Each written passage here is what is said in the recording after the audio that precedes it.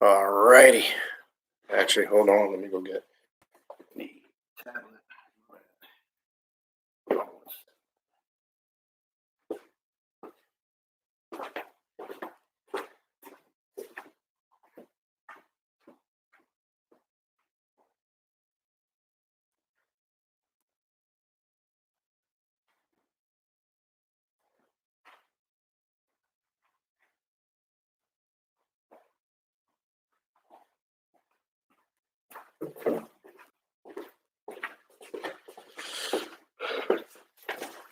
All right, give me a second, get this set up. Do the Instagram jammy live. Hold on one sec. Forgot about that. Just going to do the Instagram and the YouTube today. All right, here we go. All right, so bear with me. Still on for about a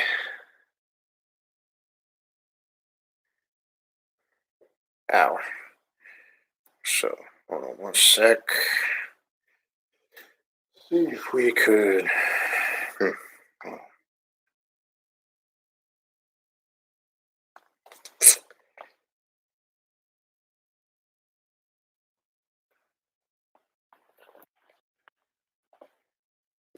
Why is that shit backwards? All right, here we go. Just bear with me one sec.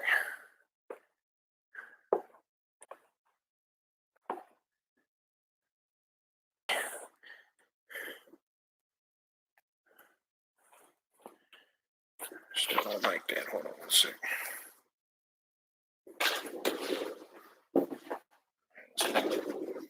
Just stand it up. Easier. There we go. All right. All right, just getting that fired up. And we should be good. Hold on one second. All right, so we are live on both Instagram and YouTube.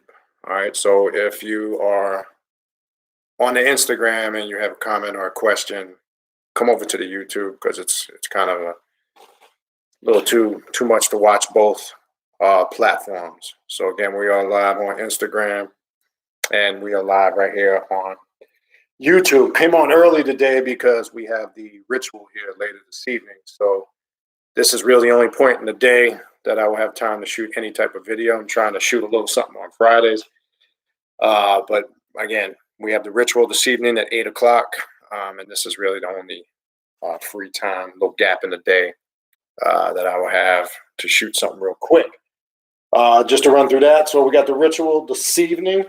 And then the next two rituals are posted here on the community section in YouTube, also on Instagram, Primordial Chaos 9, and Primordial Chaos on Facebook. Next month's ritual is the ritual of King Bilal. That'll be on the 27th of March. And then in April, on the 24th of March, which is, again, all on Fridays at 8 o'clock Eastern Standard Time, we will be doing the ritual of activating the living Ba, or the soul, and Hecker bless out 3 months in advance because some of you guys have contacted me to try to get it as early as a notice. It's the best I can really do. Sometimes it works out, sometimes it don't. But we have the next 3 rituals posted on all of those platforms, starting with tonight. Obviously, tonight, cutoff is past and gone. We already have a head count of who we're going to be working with. This evening, tonight's ritual is the ritual of Lucifer, the shadow companion. I'll post little clips of it. So that's the next 3 rituals. We have the event in October, Journey of the Black Adept Conference number 3. That's October 30th to November 1st. If you are interested in presenting at that event, or you would like information on how to register to come to the event, shoot me an email at knum19, KHNUM19 at gmail.com. Brother Don Cross, brother Kevy Cab. Yeah, I know you'll be down there later. Looking forward to it. I also got a good friend of mine in town. Tonight's going to be fun, so I'm looking forward to Lady. And actually, he's going to be there with us, too. So that event is October 30th to November 1st. Shoot me an email if you want to know how to register for it. And again, if you want to present a topic on the occult or the left-hand path, spaces permitted. Just shoot me an email. Let me know what it is you would like to present at the conference. All right. Also, for those that are taking or are currently enrolled in the online classes, or you want to sign up individually for the last 2 classes we have, which tomorrow the class is working with the chakras and activating the Kundalini serpent energy. That class is tomorrow from 3 to 6:30 p.m. You can sign up for it up until tomorrow around noon. Between 12 and 1 is the cutoff. You could, again, you could send a PayPal using the same email that you see in the description box of the videos, kanum19@gmail.com. The class is $55. And when you send your PayPal payment, please include in the PayPal notes your name and email address so I can forward you the link for the class. That's tomorrow from 3 to 6:30 p.m. And we have one more class the following Saturday, and that wraps up the winter sessions. The next full session of classes will be in July, I'm going to say mid to late July will be the next full session of classes. People have asked about that. We'll be doing in between classes, that individual classes that people can sign up for. There'll be more of that to come. You'll see the advertisements. Also for Patreon members, if you are a Patreon member on the Primordial Chaos Patreon page, which you can locate it at patreon.com/Beniti. For tier 3 members, Wednesday, March 11th, we have the Black Mass of Set that will be performed live only for tier 3 members, followed with a Q&A discussion. And then on the 18th of March, we have the class on Samael, the Angel of Death. That's for tier 2 and tier 3 members. So the Patreon page is just exclusive private content because we get a little bit more personalized as far as rituals and content. That's just exclusive content for members only. I'd encourage you to check out the page, patreon.com/Beniti. You do have access, even if you join now, you do have access to all of the previous material that has been put up. Okay, so everything is archived. So even if you joined down the road, you still have access to all of the material that is up there. Okay, in the time zone you live in, and specify exactly what it is that you're contacting me for, a reading or a consultation. All right. I think that covers most of it now. Oh, don't forget to hit the like button, subscribe to the channel, hit the notification bell. The notification bell gives you a notification when I go live or upload a new video. The more likes you hit on the videos, it expands out and reaches more search engines and platforms. So please remember to do that. Always greatly appreciated. And keep in mind, I know some people have also contacted me. I don't do group texts and emails anymore. I stopped that a couple of months ago. Facebook page. So Instagram is the one I like to use a lot. So there's no really need to contact me as far as what's going on, rituals, any rituals, classes, or events. It is on the Instagram or the Facebook page. And it's even here in the community section of the YouTube page.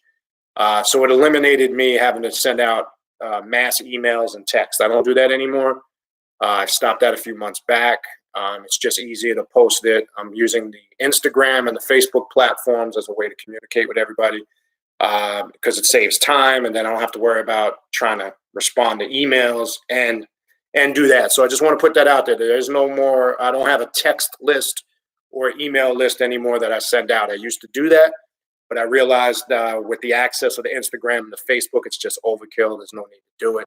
So if you want to know what's going on and staying abreast of what we're doing here on the channel, just go onto the Instagram page, or even here in the community section. It's going to tell you everything you need to know. All right. So we are live on Instagram. We are live on Facebook simultaneously. Not Facebook, I'm sorry, YouTube. I ain't going to do the Facebook thing today, but I know we have a lot of people, on the Instagram. All right, so you see the title. So let me see. Peace and greetings to everybody. Pure Love Healing, Don Cost. I'll see you later tonight. Bridget. Oh, Baffamarga, greetings. I ain't seen you in a while. Good to see you on here. Hope all is well. Actually, I got to give you a call. We ain't talking in a minute. All right, we got to see who else we got. Kiona. Pure Love Healing. Eddie Machete. That's I'm gonna have to steal your name, Ed. I'm telling you, Eddie Machete got put out an album, man. That's like an artist name, man. That's an artist name, Eddie Machete. All right, anyway, peace and greetings to everybody. If I missed anybody, infernal blessings to all. Thanks for tuning in. It's going to be about an hour, so I'm going to keep this short again. For Florida, I mean, it doesn't bother me being from New York, but you see that shit down here. Everybody wears bubble coats and shit because they don't know how to act when it gets cold down here. But this weather is beautiful. As you see, I'm just wearing a t-shirt and a light sweatshirt. I mean, shorts and a light sweatshirt. Went to the gym. I love this weather. If I can get mid 50s to low 60s every day, I'd be a happy person. It's beautiful weather, but it's a little cold. Some folks here, but it's nice weather. We're gonna have a little cold spell. Oh, Eddie Machete. I knew you was a DJ or artist. You got to be with that name, Eddie Machete. DJ Eddie Machete.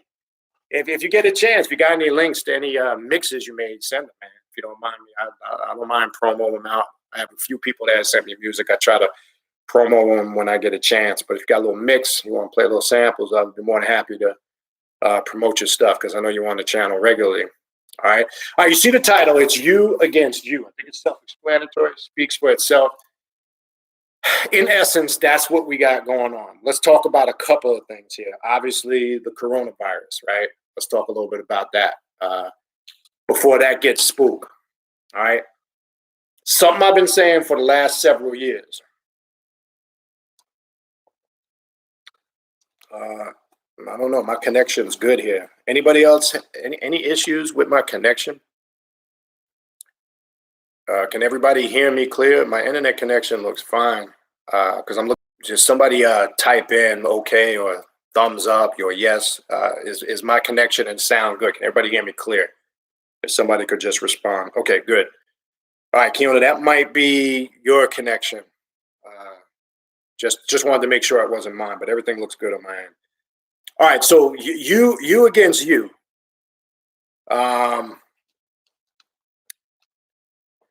We know we got something going on right now in the world, and what's going to happen is I want to make sure we stay grounded because a lot of people are going to start spooking the fuck out. And I'm going to try to put this, and I don't want to put conspiracy theories out there. I don't want to put panic theories out there because anybody that knows me, that's not what I do. I always try to give instructions and information by being practical, staying grounded, and dealing things being based in reality. Now, our minds can wander. There's going to be so much theories coming out now with this coronavirus spreading. All right. So we need to make sure we're gathering and collecting our facts. I've been explaining for years now. And for those, I know some of you only know me here from the YouTube channel, but those that know me and have been affiliated with me as far as partnerships, friendships, associations, etc. Double R, thank you for the donation. And knew me before I was on YouTube, going back to the late 80s, early 90s. Know that we were always talking about back then, we were going to be living in a day and time with perilous times, right? I've been saying for years, all right, things are going to get worse before they get better. And I'm trying to convey this information without people running the gauntlet and panicking. We know that there is, to a degree, an agenda here, okay? But we need to make sure we stay grounded in reality. What do I mean? Now, you can go back years ago. You had great other elders and teachers that were always talking about, one, population control, one, how they would use viruses and diseases. You got to remember, if you go back and do your research, there is not enough natural resources on the planet right now, such as fresh water, minerals, gas, that can house or is sufficient enough for all of the amount of people that live on this planet.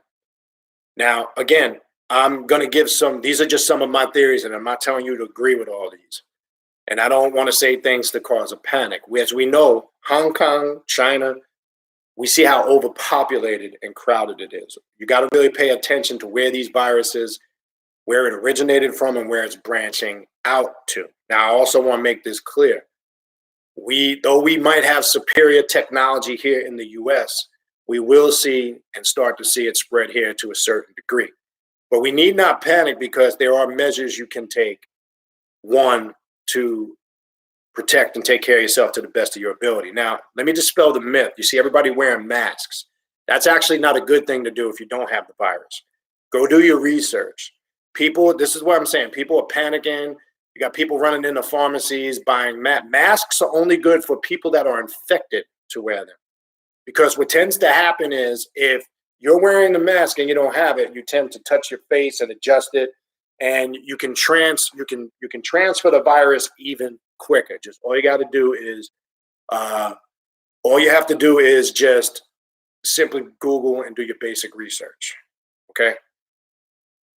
So we don't want to jump off the deep end, panicking where a lot of people are doing that, unfortunately.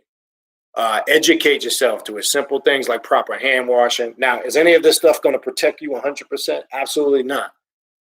Obviously, there's just things that can happen that, you can't see, and you could be exposed to it. Like if we all probably read about the one isolated case in California where the individual that contracted it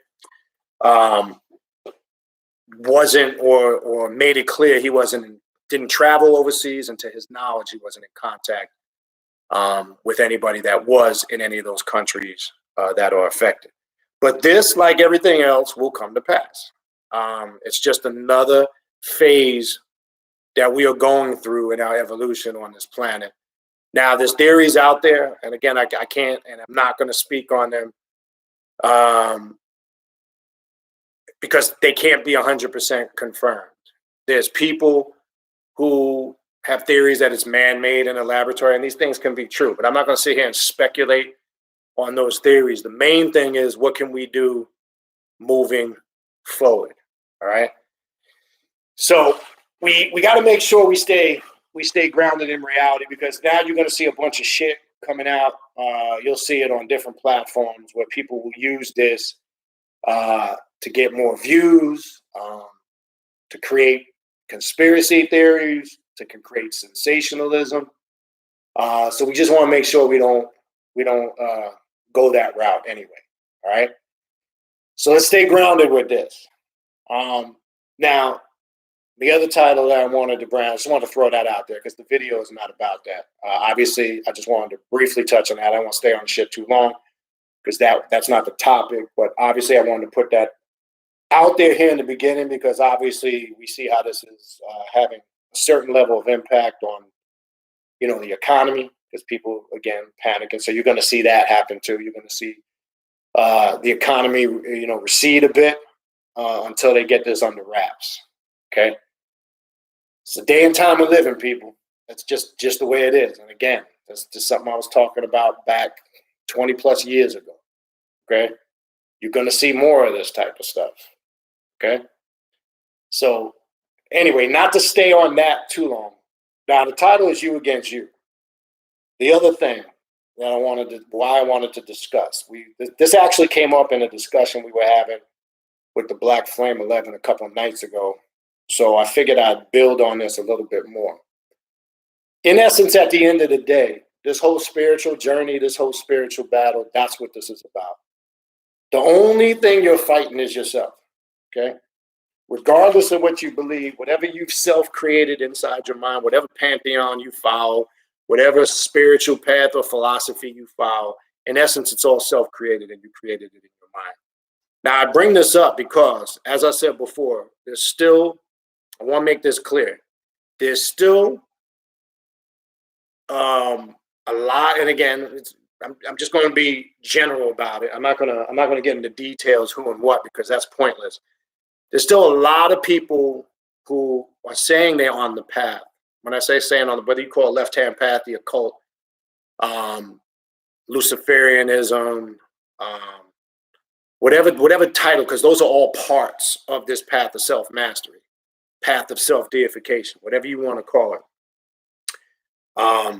As this topic came up the other night with the Black Flame 11, a lot of these things are self-created. And let me explain.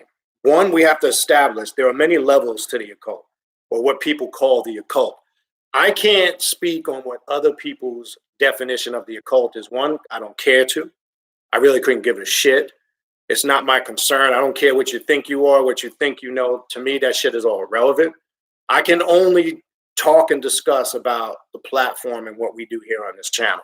Whether you agree with it or not, that shit is irrelevant to me too. I don't waste my time and energy with that. What I do know is what I don't label as far as what I deal with spirituality as the occult left-hand path. We have a lot of left-hand path occult Christians out here. That's what I like to call them. They're disguising what they do under the occult or left-hand path. They're still incorporating a lot of religious bullshit and nonsense on this path. And that's something we got to stop doing. I don't deal or work with that on any shape, form, or fashion. Now, there's other traditions, and you got to be careful when you're incorporating traditions. There are many different traditions, and that's the unique thing about this path that can be incorporated on the path of self-mastery. You can work with, you can work with demonology. You can work with Luciferianism. You can work with vampirism. You can work with voodoo, hoodoo.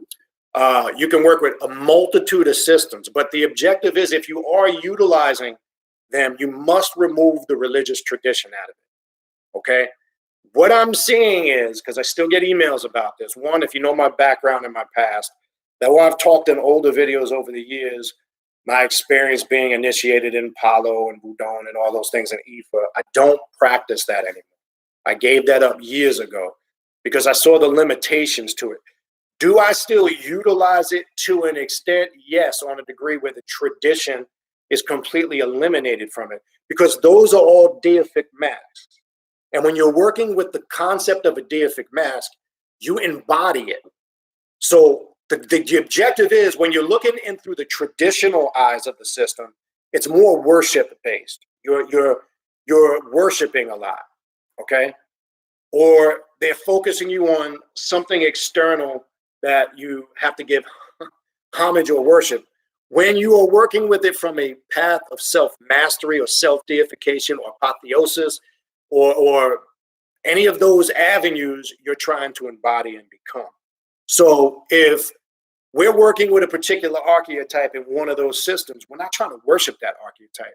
We're trying to embody and become what that archetype represents. It's the same thing, and I still think this gets lost in transition because people tend to miss the meat of the message, and they go outside of the box to the point where they make it a religion again, and we don't want to do that. When we talk about whether you're using the title, Lucifer, Satan, Iblis, whatever term you want to use, Melektos, whatever terms you want to use, remember, those are all titles that represent the deific mask of the adversary, all right? They serve different functions, right? All you have to do, one, is do basic understanding of the names and what they mean from the languages they come from, right? Satan just means, or Satanas just means the adversary. Lucifer is the light bearer, right? Lucifer, one of the most powerful archetypes or deific masks, because it embodies light and darkness simultaneously. In essence, why I say it's you against you, we all, you always hear this saying over the years in many different circles, you have just as much, this is just a metaphorical term, you have just as much as God and the devil in you. Vice versa, you're just as much as the devil in you as you do God in you. You are your own God, your own devil. Now, a religious person or maybe a mystic person would say that. We don't look at it like that, right? We look at it, well, to an extent we do, but it goes deeper than that. We look at it that our darker self, right, our shadow self, which in that darkness or in those shadows lies the true you. Because that's where you get to understand the real you. And this is why, in essence, it's you against you. What we do is when we try to escape from that, we get into paradigms and traditions that move us away from going in without as opposed to without within, where those traditions are going to teach you to look somewhere out there for some spirit force, to look somewhere out there for some God sitting on the throne in heaven, to look up for some out there for some inferior a deity that you're inferior to. And then we're back to groveling, paying homage, paying worship, etc., etc. Whereas that's, again, you against you, because when you embrace those paradigms and you willfully accept it by exercising your will, you become a victim to it now. And now here's the thing, just as quick as you accept the reality of, let's just say, a religious Christian that believes in this place called heaven, and there's this old man sitting on a throne with a long white beard, and that there's going to be this judgment day where everybody's gathered up, and then everybody's going to walk through the pearly gates, those that make it to heaven, and then those that don't go to this place called hell. This is all mythologies that can be traced back prior to Islam, Christianity, and Judaism, right? If you decide to embrace those concepts, you become those concepts. That becomes your reality, okay? But here's the deep thing. This is where it becomes a little more complex. Just as people are quickly to accept those mythologies as their own personal reality, it's just as easy as you can eliminate and destroy them. But see, that's where the problem comes in. Then you have to question yourself for those that can't destroy those paradigms or traditional constructs. Then you have to ask yourself, what insecurities are they holding on to? What fears? Why are they using those belief systems as a crutch to cling on to for a safe haven? Okay? Because this path is anything but safe. And I've been telling people that from day one. If you're looking for a comfortable path to spirituality and you want to feel comfortable 24/7, well, I got news for you. This is not the path for you. This path is made for you to feel uncomfortable. Uncomfortable in a way that you're always on point. You're always sharp. You're always on your toes. You're always aware because you know chaos is going to manifest. And you're prepared to deal with it. And you don't look at chaos as a bad thing because the universe was birthed out of chaos. So if you're a chaos being, people say they're chaos magicians, right? I hear this all the time. I'm a chaos magician. I work with chaos magic. Well, then you should embrace and embody chaos and what chaos represents, especially primordial chaos, right? Primordial just has root in the English word that we know as prime, the prime or the original source. And everything emerged from that primordial chaos. Some call it in ancient Egypt, the chaotic waters of Nun, right? What does that represent in that story when we read about the chaotic waters of Nun, right? It's getting into that, when we shift it, it's getting into that Leviathan Tiamat concept. What is that, right? Well, the chaotic waters of Nun simply represent when the man ejaculates into the female and all of those sperm cells are racing to get to the ovum. Only a few make it, not all make it. So it's a chaotic race to be birthed into existence, okay? So this is symbolic. It's trying to tell you we all existed at some point in that primordial chaos or the primordial chaotic waters. We all were in the womb in that darkness and water for 9 months before we physically were birthed into the universe. Your first 9 months were in chaos. Then we go back into what the Bible was trying to tell you, that God's spirit roamed across the face of the deep, right? And now we have a being that's obviously looking up saying this. And when you read it, especially in the Hebrew, but you can see it in the English, this seems to be some being that's below the surface of the water, witnessing this, looking up. Because remember, all those books are written in third party because it was written by somebody else. There's men interpretation there. There's integration from other cultures and scriptures in there, etc. That's a whole, I've done millions of classes on that, so I'm not going to waste too much time on that. But the point being is, before God said, let there be light, is confirmation of what? He was in darkness. So is darkness a bad thing? Ask yourself that question. It couldn't be, because you lived in darkness for 9 months. You lived in a swampy, watery abode of darkness before you were birthed. And then before you entered this plane and came through the womb of your mother, before you even experienced the light. Now there's Masonic hidden things in here. You were blinded by the light. Then as soon as you come through the womb of your mother and the light blinds you, the first thing a child does is cry. Now reflect back for any brothers or even sisters that went through the Masonic Lodge or the Eastern Star.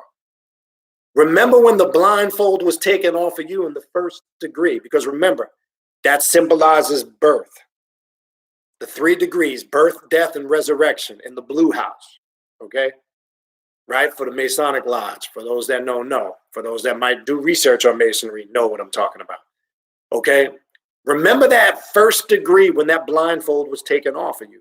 How you were blindfolded for such a long period of time, could have been several hours in that ritual.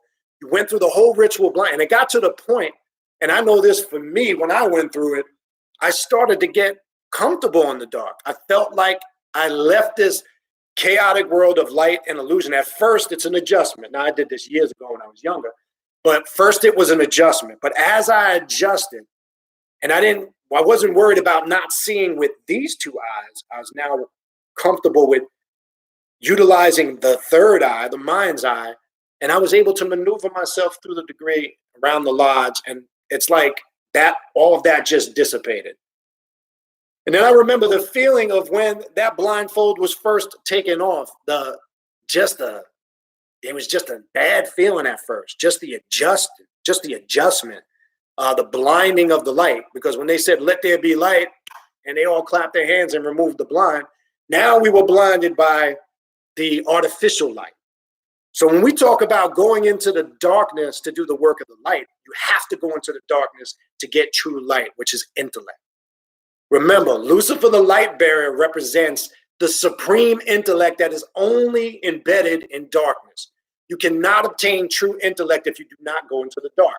So all these paths that promise you salvation and illumination, and they teach you this false concept of be a do-gooder and peace and love and everybody loves you and join hands and kumbaya and let's sing fucking folk songs, that's all an illusion.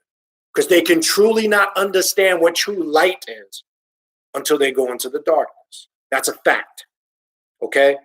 I don't care what philosophy, dogma, religion you are, okay? If it starts externally from the light, then it doesn't have its root in the primordial traditions or the primordial chaotic energy where all things emerge.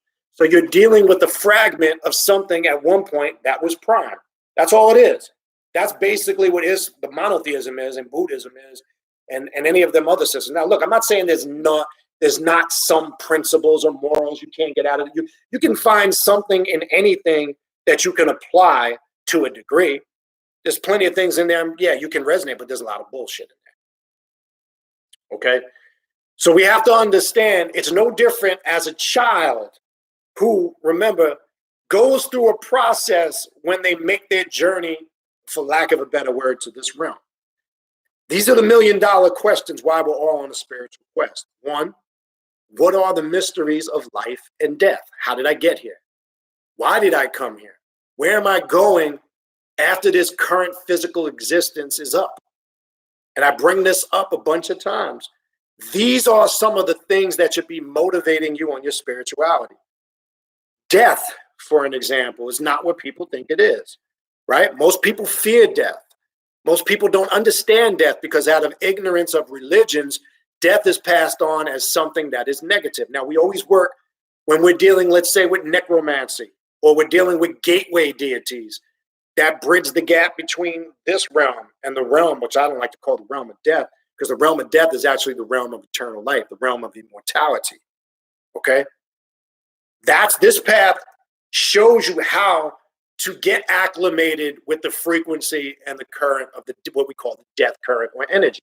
And it's a beautiful energy when you work with it and understand it, because it removes all the mysticism and the spookism of what these religions teach you as death, because they don't want to go in depth and they don't want to have you look or indulge deeper. They teach you this false illusion that, don't worry, follow all the rules and regulations.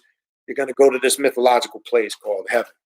Well, if you work with the Klepothic realm, the Sitra Akra, the other side, and the Klepothic tree, if you work with Samael, Lilith, and all of the deities that are Thamuel, Arab, Arazak, if you work with any of them, you know that's not the case, okay?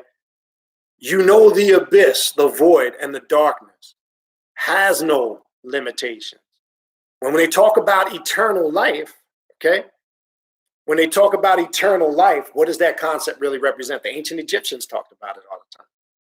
When they talk about you are eternal, remember, they back up again.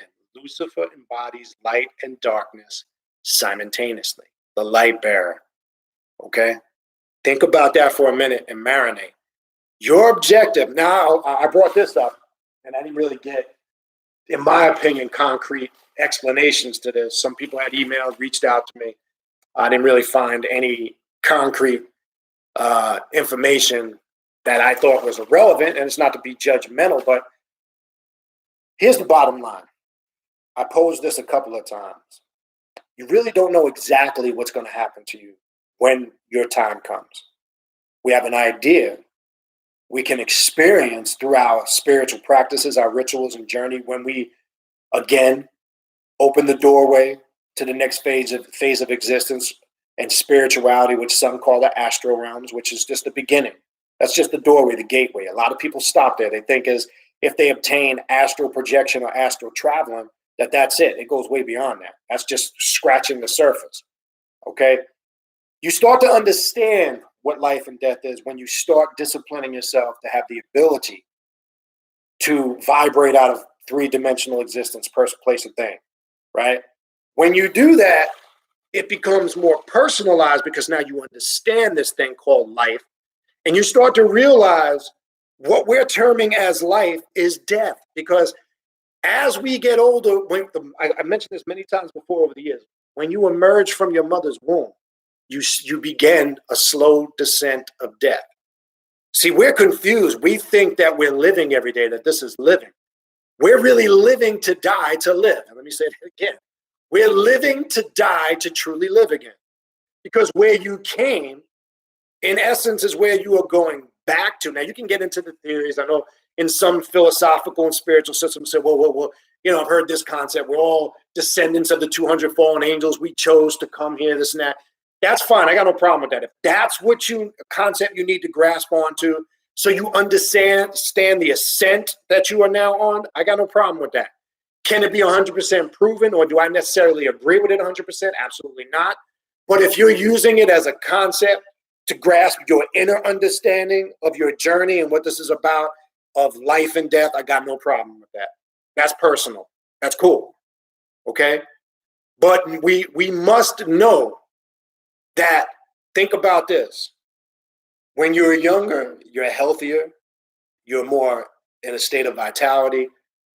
Think you were birthed into the universe to eventually, if you are fortunate enough, to live to an old age. But what happens as you start getting older? Things start to break down like a car. Like there's more miles. Well, people might get ailments, diseases, injuries. All right. Now, if this is truly living, why has it become harder? Now, I'm not saying as you get older, you can't take care of yourself excellently, but I still know at some point I will taste death like everybody else will taste death. Nobody's obsolete from it, but I don't look at it as the tell-all be-all as the end. I look at it as the doorway to the beginning when you understand what death really is. So now it's another battle of you against you, because your fears are one of your biggest battles that you fight, and they're self-created. Even if they come from outside sources and concepts that you embraced via religion, you still have self-induced and self-created them.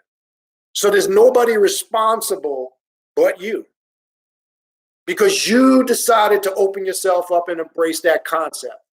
And when you do that, as I said earlier, it becomes your personal reality. So for an example, I love this when I have a conversation with a religious person, and they'll say, do you what's your religion? And I say, I don't have a religion.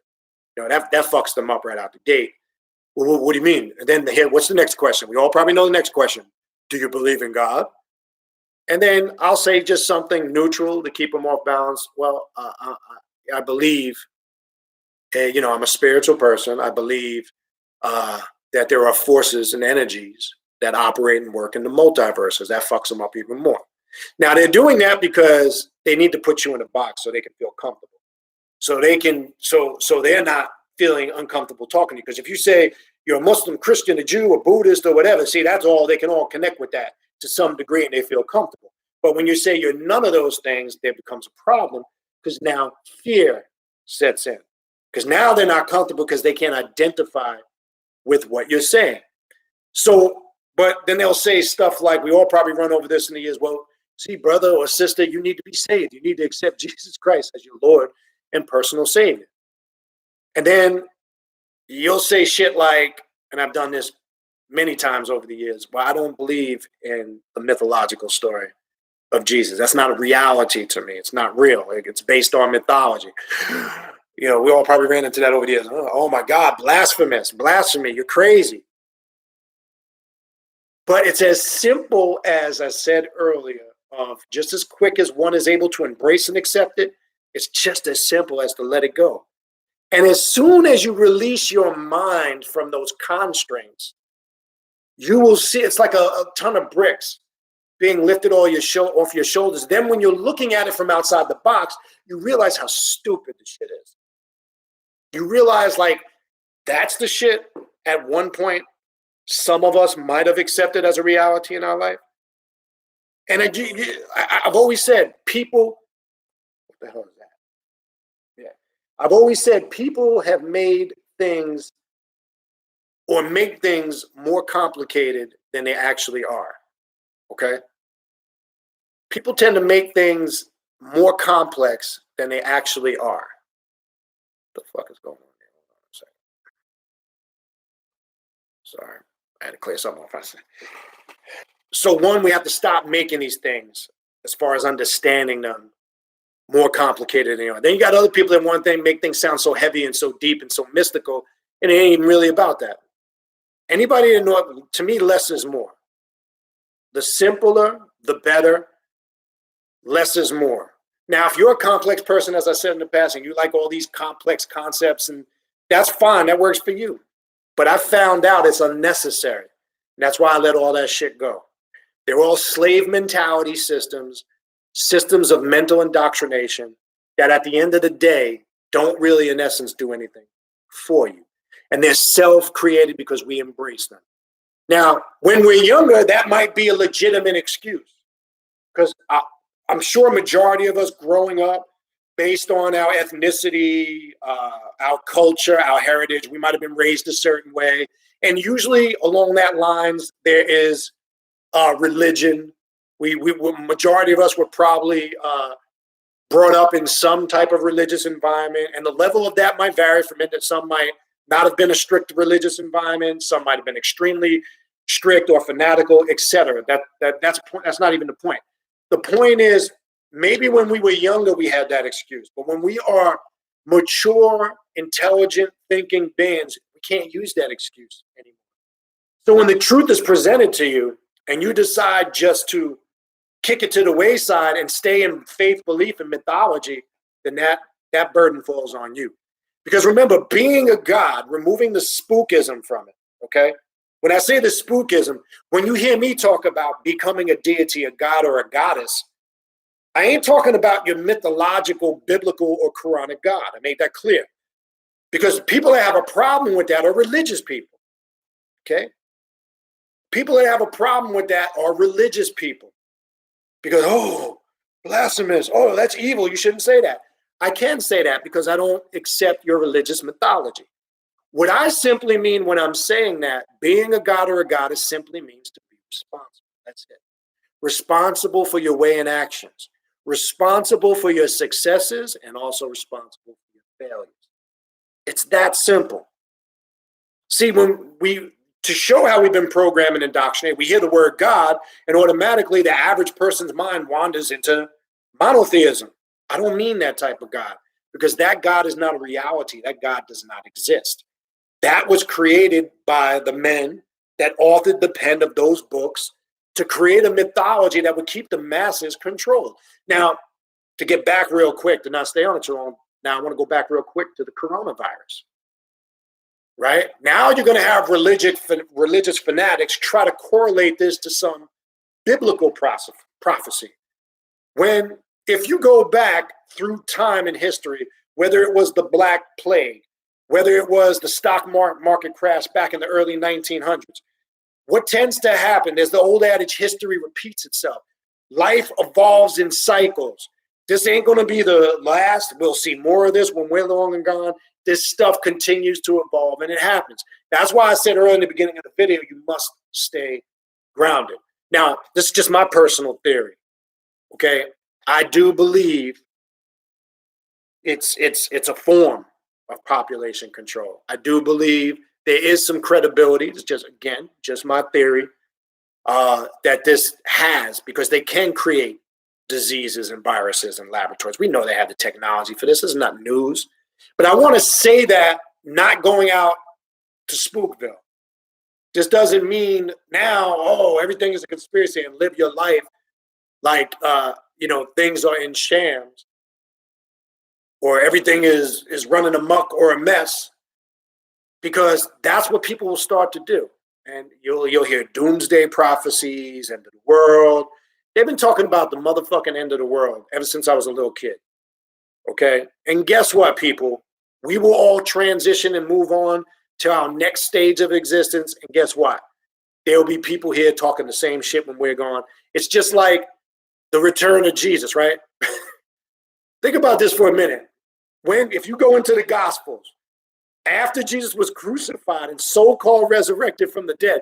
Now, we're in the time of the Lenten season, which just began. So this is appropriate, right? Easter, a few weeks away down the road. Their whole doctrine is about resurrection, right?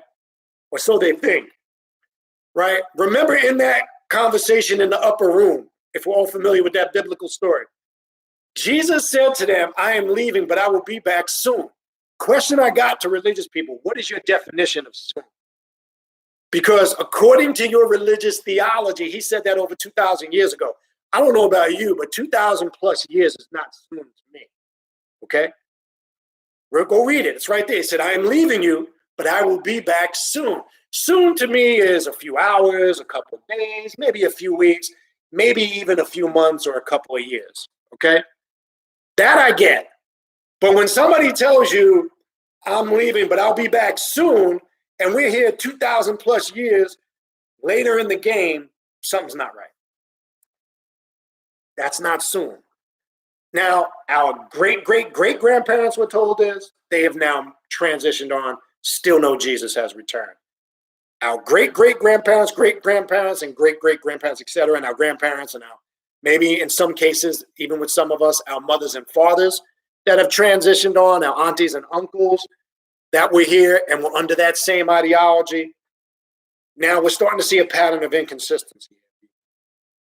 And then people don't want to accept the reality. Just maybe there's not truth to this concept. Just maybe the clouds are not going to open up and some mystical being is going to come floating down from the sky to judge everybody. As I said before, it's going to be a long-ass line in heaven, because in Christianity alone, you have 1 million different sects of Christianity. And none of them can be found in the Bible. The only thing you can find in the Bible in Acts 11, verse 26, in Antioch in Syria, which the Eastern Orthodox Rite, or the Syrian Rite, or the Armenian Rite, and any of and the Ethiopian Cushite Rite that comes up under that doctrine of Christianity, where they base the origin of first being called Christians in Antioch in Syria. Outside of that, show me anywhere in the Bible you can find any other title that a lot of these Christian sects use. You can't. You can't find Catholic in the Bible because it's a Greek word. It means universal. They took a concept about the universal church and then created a religion on it. The Protestants who protested against the Catholics, because of that, called themselves Protestants, right? The Seventh-day Adventists, who invented their own concept of being Christians but incorporating the Sabbath, now they call themselves the Seventh-day Adventists. The Baptists, who say the Protestants and the Catholics are all wrong, and they don't accept the Holy See of the Vatican and all this other shit. Then we got Luciferians. We got Lutherans and Episcopalians. The list goes on and on and on. These were all shit started by men. Okay? These were men that looked at a concept in Christianity, grabbed one ideology and ran with it and started their own religion. So the question I pose to people that are of that faith, there's going to be a long-ass line in heaven. So my question is there going to be a line for Catholics, Protestants, Lutherans, Jehovah's Witnesses, Episcopalians, Pentecostals, non-denominationals? The list goes on and on and on. Which one is correct? Because the very man that you claim to follow never referred to himself as one of those things anywhere in the Bible. Show me. Show me where Jesus called himself a Catholic. You can't even show me where Jesus called himself a Christian, because that came through the books of Paul and the book of Acts, where Jesus was long gone and dead according to religious theology. You have to show me somewhere. Jesus didn't refer to himself as any of them. Matter of fact, when I read in Matthew 10, Jesus was only concerned about one group of people. When you do the history, he was only concerned about the lost sheep of the house of Israel. He said, I come but only unto, read Matthew 10, the lost sheep of the house of Israel. Now the question is, who is the lost sheep of the house of Israel? Now, you don't get into this save the whole world mission that he came for Jews and Gentiles and all they like until you get into the mission of Paul, which comes way later after the fact.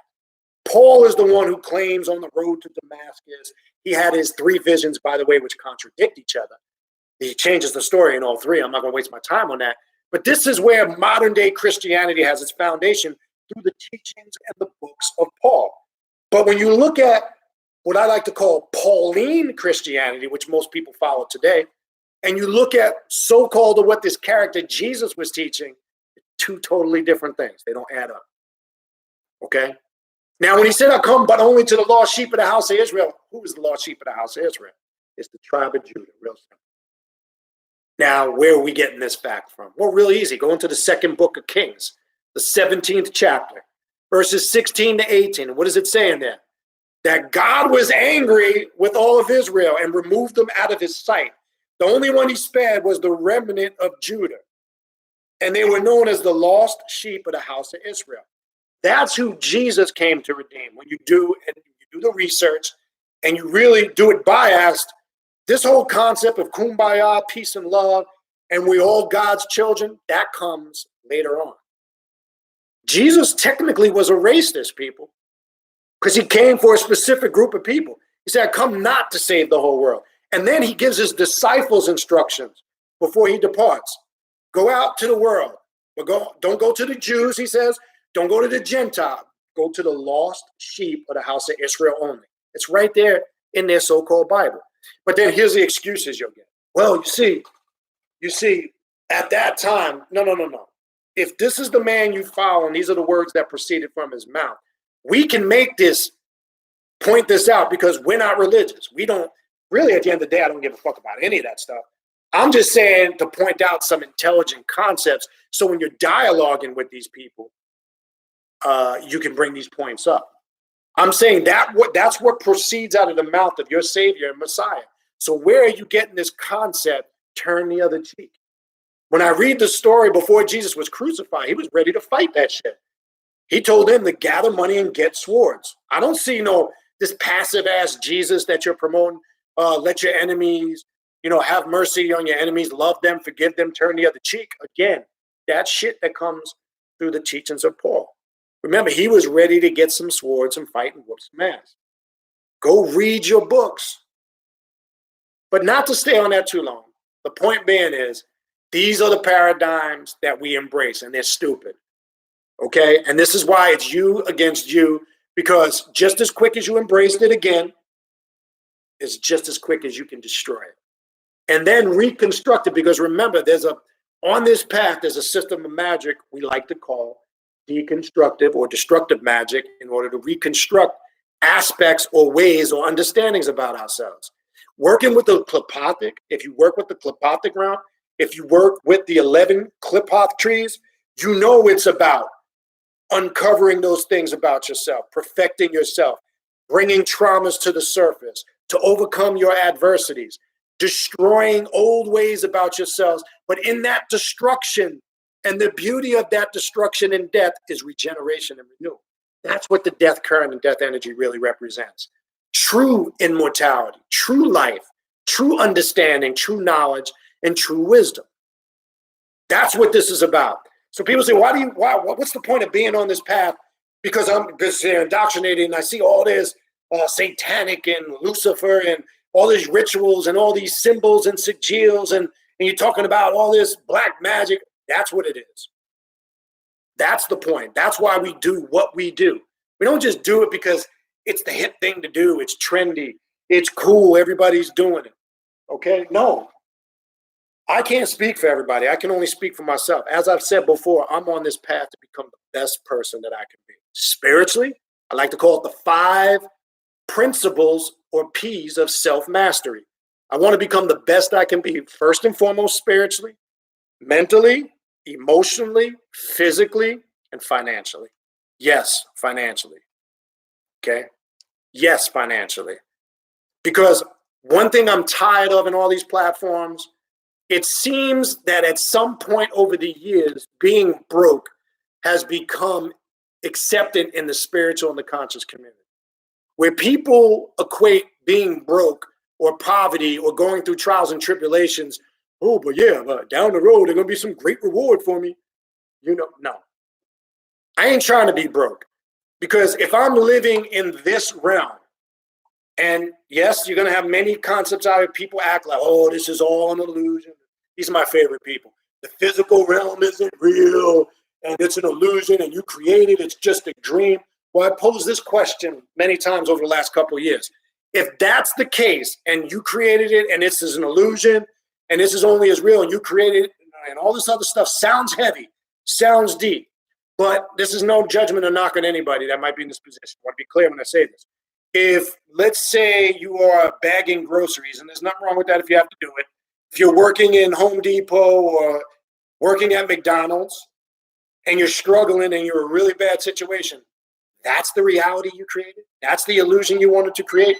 If it was that simple, you should have created an illusion and a reality on this realm where you were a master pimp. If I was a dude, I'd be creating a reality where I got a harem of females, where I got anything at my disposal, okay? Where I can have access to all the riches of the planet. I can't see it being an illusion, and the best illusion that you could create it was that you were working at McDonald's, living in a studio apartment, struggling to pay your bills and riding the bus. That's the illusion that you created and made, to an extent, your reality on this run. That makes no sense to me, okay? I say that to say, one, I'm not knocking or disrespecting. I respect anybody that does whatever they have to do to make money, okay? What?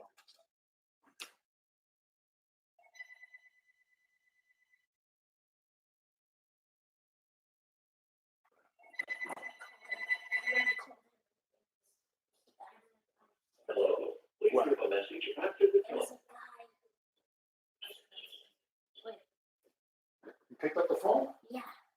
And I had to hang it up Hold on. because I didn't know. Hold on 1 second, excuse me. That might be the guy from this garage. Hold on. Hold on.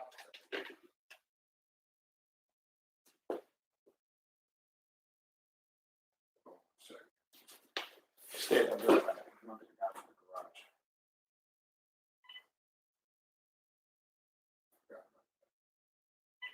Let me know if that door, somebody knocks on that door.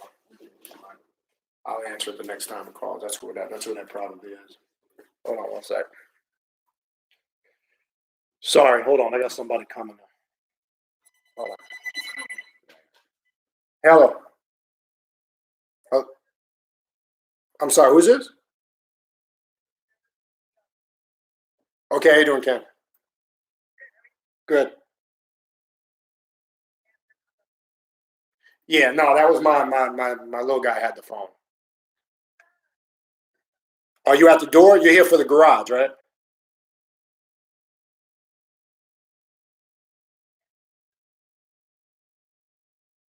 Oh, Jackie's in the office right now. She's at the office.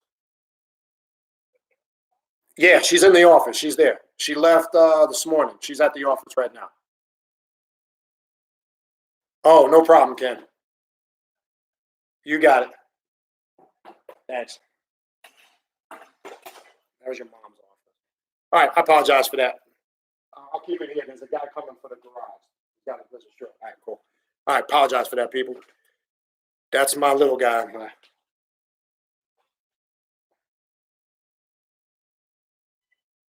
All right. Lost my train of thought. Sorry, I got distracted with all that. I don't even know what the fuck I was saying, to be honest with you. I forgot. Oh, somebody remind me what the fuck I was talking about. I know we were getting into the. I lost my train of thought with all that stuff. Yeah. Oh, so yeah, we were talking about the whole Jesus and religious paradigm, etc. But again, we need to kind of look at this and look at how you're laying out your path and how it works for you. All right.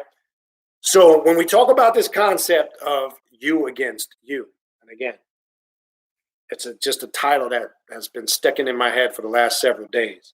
Well, we were talking about the death current and and understanding and how all that elevates you to a whole different place and working with the Klopathic and also all these things are for that sole purpose of why we do these things and why we're on this path.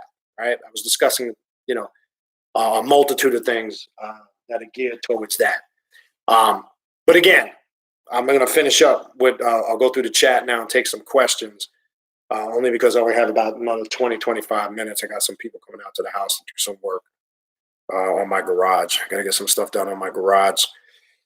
Got I don't know if anybody has an automatic garage. I don't know if anybody's ever gotten a short in it and it pops up by itself. I'm dealing with that right now. So I got somebody coming out here to take a look at it. I was trying to look at it, but anyway. All right, so what I'm going to do in a second, let me run. I have to grab something over here. I'm going to go through the chat. I'm going to finish up in the last 20 minutes or so. I'm going to go through your comments. I'm going to take, comments as long as they're in relation to what we're talking about. I'm going to skip the conversation amongst yourselves. I'll just take as many questions as I can and comments until I get off. Just give me one second.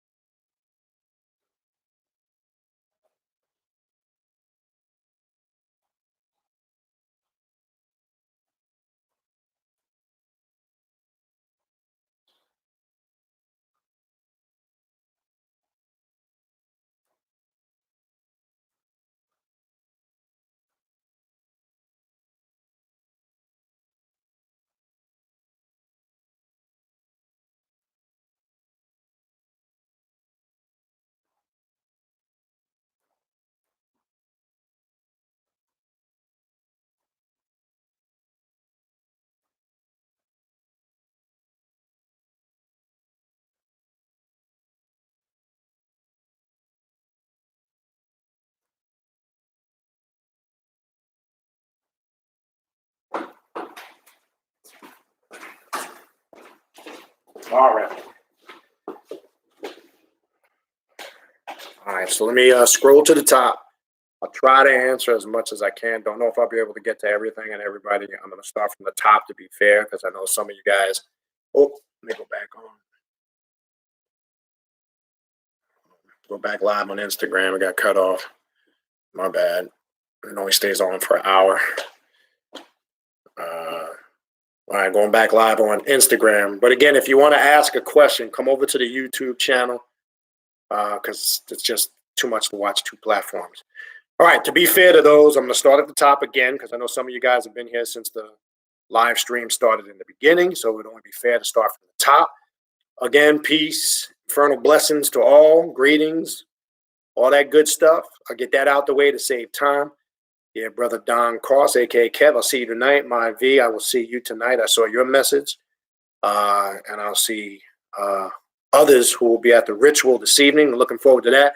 Tonight we're doing the ritual of Lucifer, the Shadow Companion. Looking forward to it, as I do every other ritual. All right. Let me see what we got as far as questions, comments, that. All right. Scrolling down. What we got? Again, Double R, thanks for the donation. I appreciate it.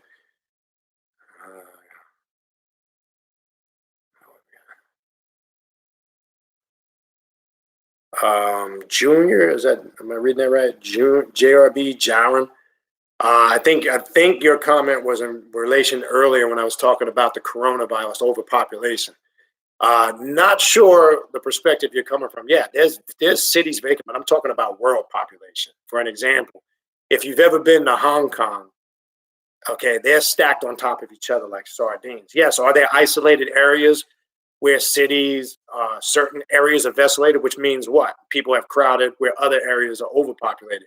But what I was more or less talking about, not just when we look at this from a physical, geographical perspective of what we can see. Yeah, there are many places that are desolate to a degree. But just as there are many places that are desolate, there's people that are overcrowding and populating big cities, especially like Miami, Los Angeles, where a lot of these people, if it's desolate in one place, there's obviously overcrowding and overpopulation in other places. It's not just here in the United States. When you look at globally a population, you could research this, anybody can. They've been saying since the 90s, they've been talking about to expect a shortage of water supply, right? Natural resources such as oil and gas, right? When you have too many mouths to feed, it takes more off the table. You understand? So population control in that sense is what I was talking about. And they've been talking about this being an issue for years.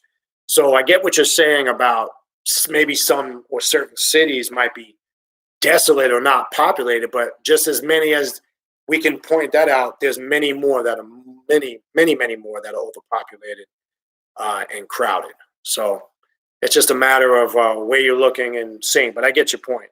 There are areas, and no doubt. Outlaw Bob Barker. Oh, Price is Right. We got Bob Barker in here from The Price is Right. How can it kill me when I'm death anyway? Yeah, well, that's true. I guess you're talking about the coronavirus.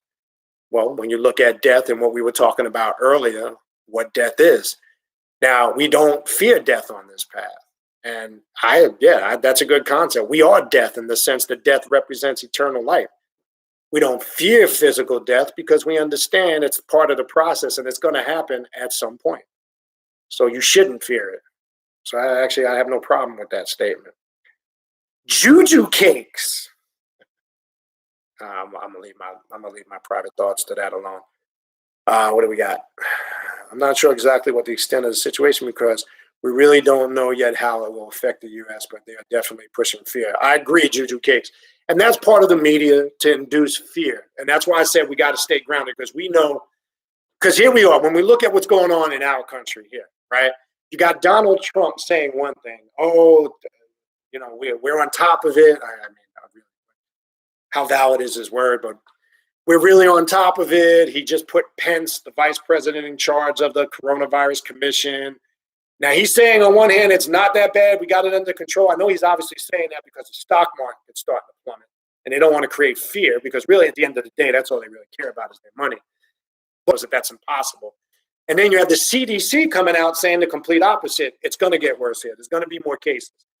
And it takes 12 to 18 months to develop a vaccine that's 100% efficient because there's a lot of testing and research that goes in it. Now, did anybody ever think about this? Okay, and I don't want to put conspiracy theories out there, but did everybody maybe think that they're creating this disease because they want everybody to run and get some type of vaccine or injection? Just saying. Is there something in the vaccine or the injection they want everybody to have? I'm just saying. I don't want you guys to go run with that and create your conspiracy theories. But think about it. What better way to get everybody to take some injection for a specific intent or purpose, right? What better way than to create a viral infection and say you need to get this in order to survive? And then the question is, what are you really injecting us with? Just saying. Can I prove that? Is that 100% fact? No, it's not. I want to put that out there. I'm just saying that's my mind wandering and thinking and certain things. But you know what? At the end of the day, it's still not going to change what I got to do. Because the only thing we could do is deal with the present, the moment, the now, and live the now to the best of our ability. So I'm not really worried in the sense. It doesn't mean I don't prepare for the future, but I'm not too much going to live my life in fear about what tomorrow, next week, next month, next year, or 3 years are going to bring from now. That's irrelevant. Because if I don't take care of today, I said this a few weeks back, then tomorrow doesn't take care of itself. But if I take care of today and the now, tomorrow will take care of itself. So that's the way you got to approach this. So as far as where we're at, what they're claiming in the news, they've reported 60 plus total cases here, but they expect that to climb. I think if you live in areas that are more diverse, where people travel internationally, even though now they've enforced a lot of travel bans to those countries. But I just read something where one guy was talking about, I was reading this in the Washington Post. He just a couple of days returned, I believe it was from Milan in Italy, where they're dealing with a bad outbreak there. And he said he came right through customs, wasn't questioned, they didn't do anything, nothing. It was like nothing. So then you start to say, well, what measures are they really taking? I think you need to be a little more vigilant if you live in an area. I mean, I'm in South Florida. Everybody from here is from somewhere else. You got every ethnicity here. Born and raised in New York, and I still travel a lot back and forth to New York. You got to be vigilant in areas where you have a diverse international population, which pretty much nowadays is almost everywhere. So, look, the thing we moving forward, one, we got to do our ritual and spiritual work to keep our sanctuary where it needs to be, and that's what I'm doing. My sanctuary, my abode, my family, just as much as we claim we have a connection with these energies to keep ourselves in line, don't think there's not work you can do for the sanctity and the safety of your health and your immediate surroundings, because there is. So that's now you should be more vigilant and firm in your spirituality than ever. But some people are going to spook out and run back to the church because they're going to think it's the end of the world. And it's an epidemic, just like they did when 9/11 struck, right? People thought 9/11 was it. That's it, World War III. The world's going to end. Everybody's going to blow each other up. Like everything else, this too will come to pass. But it's just how you're going to go through the process of the passing is what you need to be focused on, okay? So, yeah, that's where we're at in this country. We just need to stay vigilant, aware, and do the due diligence we need to do to stay on top of things. That's the best. That's the best you can do. Okay.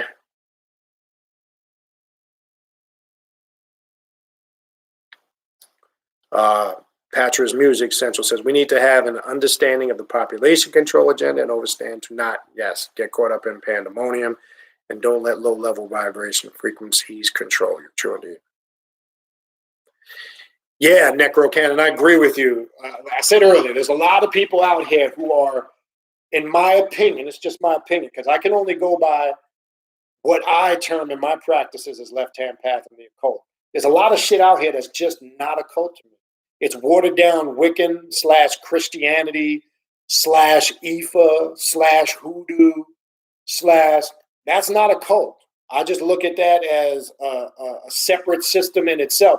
Though just because something might grasp some occult concepts doesn't make it occult. Somebody that's the true definition of somebody that's occult and left-hand path has left all those paradigms behind. I really don't care if anybody agrees with that or not. I'm not concerned. I know in my experience and where I'm at and those around me and who I deal with, those that are getting true results are the ones that have left all that shit behind. And we got to get out of this.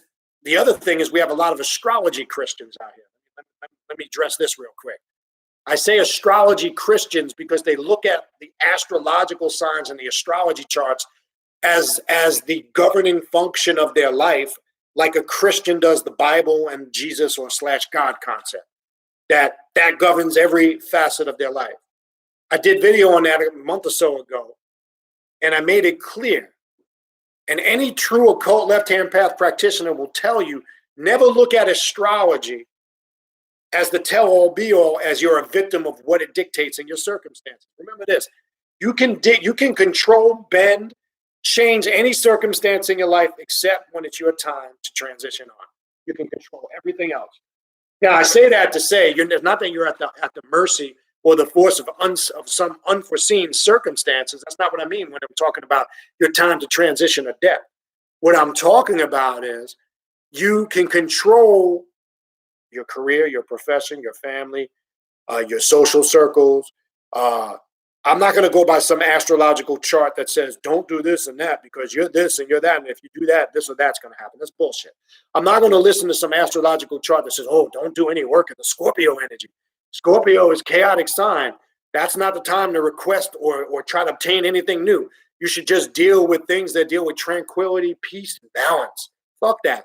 I've accomplished the most work in chaotic energy, such as Scorpio, and done the most powerful rituals and got the greatest results in Scorpio energy. So I can attest that that's a bunch of bullshit.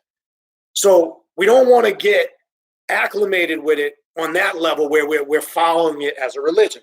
Therefore, we have a lot of Christian astrologists out here who say that they're occult or left-hand path, and they're not. They're basically New Age.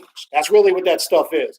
If you accept that stuff, and again, look, if that's your choice, so be it. I ain't got no problem with that, but don't pass it on. I think people get it twisted because then when they come across a channel like this, and we're dealing with more intense aspects of the path, they get thrown off, or they can't connect, or they think what we're talking about is crazy because their first introduction to what they thought was the occult or left-hand path was that type of stuff. And that type of stuff is lighter stuff. It's new agey / right-hand path, fluffy stuff, and it's just shrouded in a little bit of occult stuff. It doesn't make it occult, people.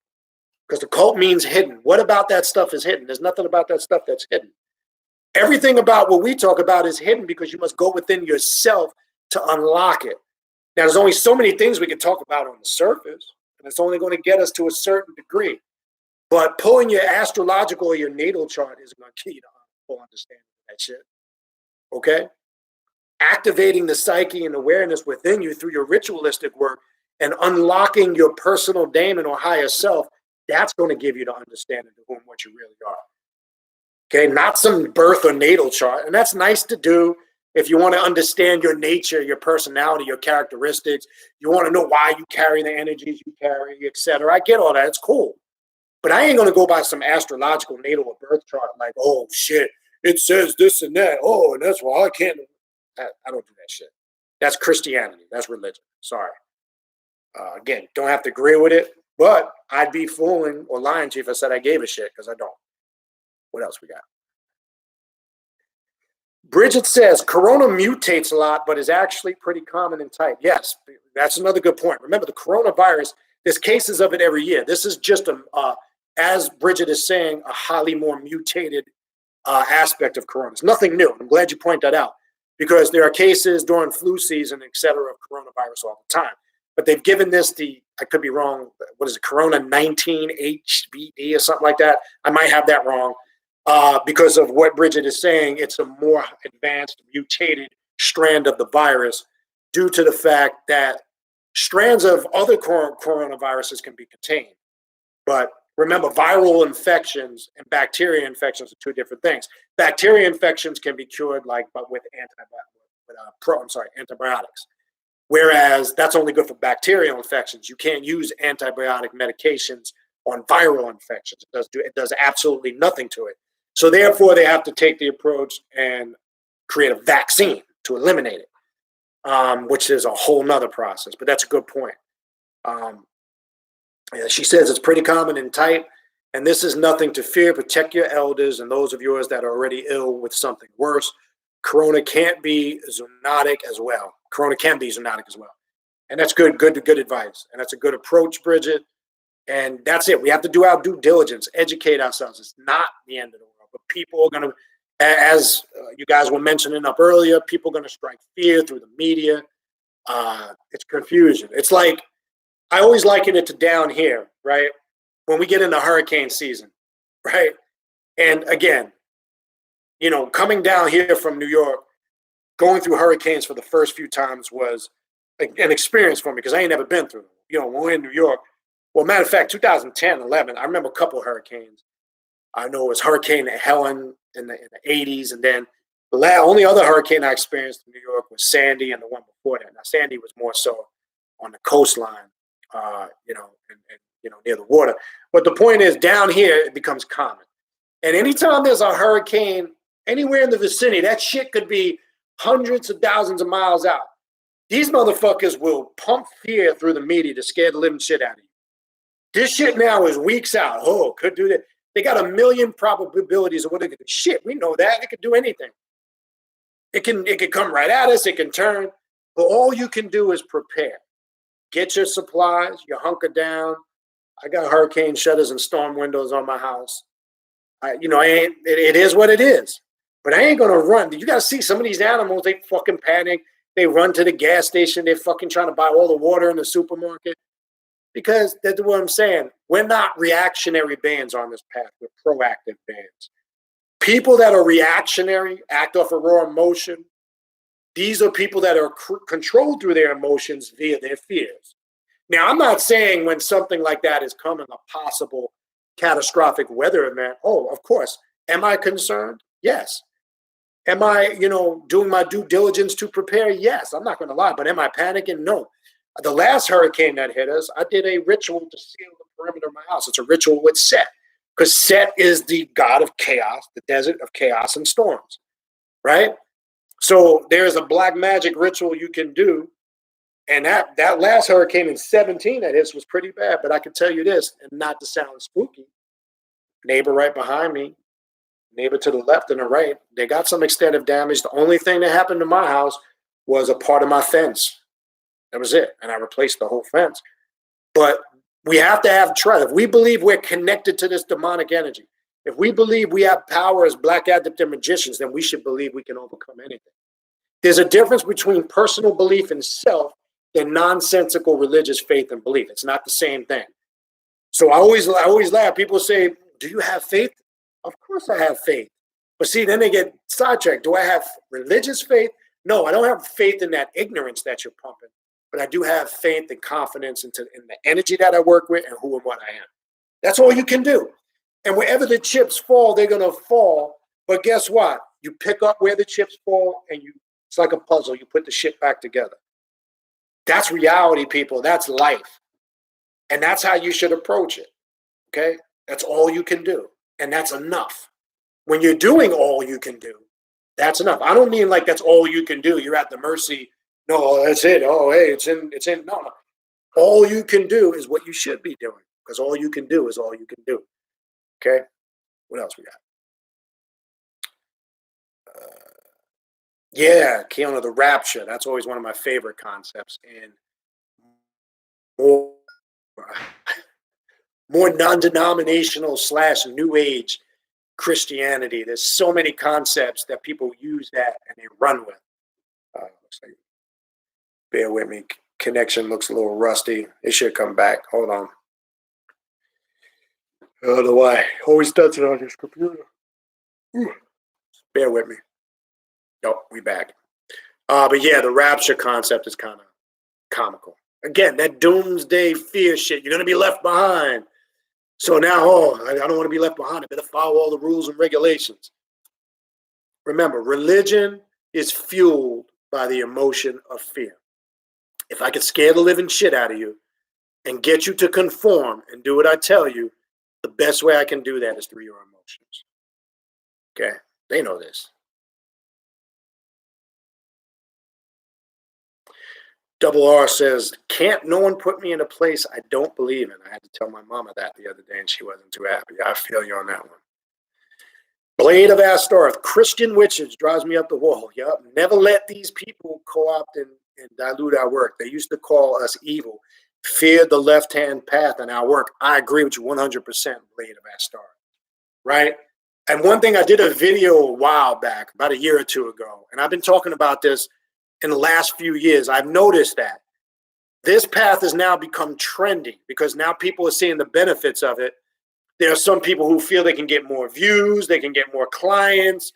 I've even seen a lot of the aspects of the so-called conscious community trying to infuse, I ain't going to say any names, but trying to infuse occult left-hand path concepts because, yeah, it's become trendy. And that's the problem with these bandwagon hoppers that want to hop on the bandwagon because they feel like it's the end thing or the trendy thing to do. But all that is going to subside in time because the real recognizes real and the fake fade to the wayside.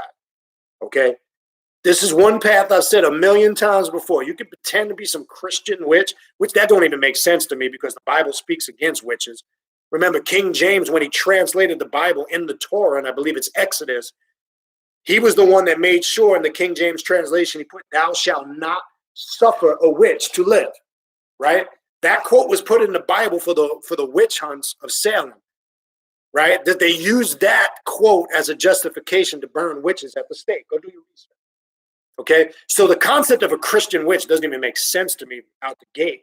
So anybody that falls for that nonsense is really ignorant, because, like you say, at one point we were condemned, like, oh, how could you talk about Satan and Lucifer and occult magic and black magic and voodoo and all this shit, because you were too spooked out not to look at it in its totality. You were too spooked out because you scared the shit out of yourself by what you read on the internet, by all this the conspiracy theories and Hollywood movies, like The Exorcist and whatever other satanic movies they put out. You spooked yourself the fuck out. All of that stuff is mythology. That has nothing to do with true left-hand path, occult, or path to self-mastery. You got to remember, they take those concepts and they run with it. They add a lot of fabrication to it. And there's nothing wrong with it as long as you understand the breakdown of it. Okay? But I agree. And we should have no reserve by addressing that shit. Because I know if I come across any of those fake ass occult left-hand path Christian or Christian witches, I'm going to say something. You know, not to start a fight or pick an argument, but a good point, like you just mentioned, Blade of Astara. At what point did you gravitate the concept or embrace the concepts on this path? And I'd be asking questions like, I don't even know what a Christian witch is. That makes no fucking sense to me whatsoever.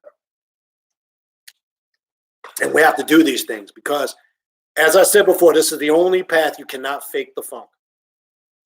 As I said before, the fake will fade to the wayside and real recognizes real. And you can smell a fake-ass practitioner on this path. I know I can when they're in my presence. I could have a talk with somebody for 5 minutes. I could pretty much tell where they're at on their spirituality. And it's the ones that's a red flag that are always talking all this dark shit. They're the ones that usually, everything out of I'm so dark this, and I'm so dark that, and I'm so left-hand path this. They're usually the one that have a lot of insecurities and fears they're masking. It's the quiet-ass motherfuckers you got to worry about. It's the ones that are to themselves, kind of introverted to a degree. They're usually in tune with the vibrations and the frequencies of this path. Okay? You know, it's the ones that move and carry themselves a certain way. Now I'm on this platform and you look at me and okay, I'll be there in a minute. I'm almost done. I'll take a look at it. All right. You might see me on this platform, but if you see me how I operate in other circles, I'm quiet. I sit back like a silent individual and I observe. I mentioned this to you before. I'm an observer. I'm a watcher. You learn a lot by just in silence, observing and watching. And it tells you everything about what do I mean by that? I watch it. Not only do I observe by what people say, body language is important to me. Eye contact, the way you move, a walk tells a lot about a person, how they walk. I can look at somebody when they walk and tell if they're going through a lot of shit. Are they dealing with a lot of traumas, personal things, suffering? The eyes are the window to the soul. Is somebody, not just the fact that somebody can't make eye contact with you, eyes tell you a lot about a person, okay? Body language, critical. And then how a person speaks. Do they speak with conviction and authority? Some people struggle with the expression of the throat chakra and they can't express themselves correctly. And that's usually some internal issue that they may or may not have going on, okay, on different levels. So an observer and a watcher does that. You can observe that from somebody. It's important to study that because it gives you a feel for people. One thing that never sits well with me, I know some people have problems speaking, and there's such things as social anxiety, so not everybody is the best public speaker, but I struggle. I get a little skeptical if I'm speaking to somebody and they're stuttering all the time. Unless you have a stuttering disorder, why are you stuttering? So it tells me your thoughts may not be as authentic, and maybe you're reaching for shit that's not there that could be creating the stuttering. We need to study and understand things on that level, especially when we're dealing with people. So these things are important. All right. Anyway, what else we got? Yeah, I agree with you, Keona. You know, as far as when R, like when you addressed your mom. Yeah, I mean, I guess obviously you know your mom better than anybody, and you know where you can go with her. in conversations and not. But I will say this, yeah, we don't, I've had conversations too, especially with family and elders. But yeah, you don't remember at the end of the day, your mother's still your mother, regardless. And I'm sure you know that. But I agree, we do need to be cautious of how we approach because we don't want to create any unnecessary conflicts. But I'm sure you're all aware of that. And I'm sure you know the length and the limits you can go with family. It's important. We all know that. All right.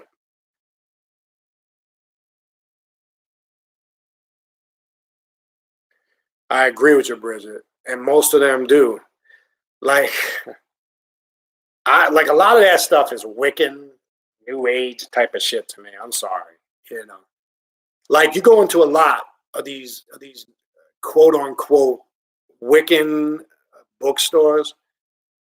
We have a few here in Fort Lauderdale, and you'll visit some of them, and I can tell you, they'll carry like, and you add, I'll ask, they'll carry pentagrams in there, that some stuff with Baphomet, et cetera, because again, it's become trendy. But do you understand what the Baphomet energy is? You understand what it's just, I mean, that's it. And it's really, they still deal with the element of fear. They do.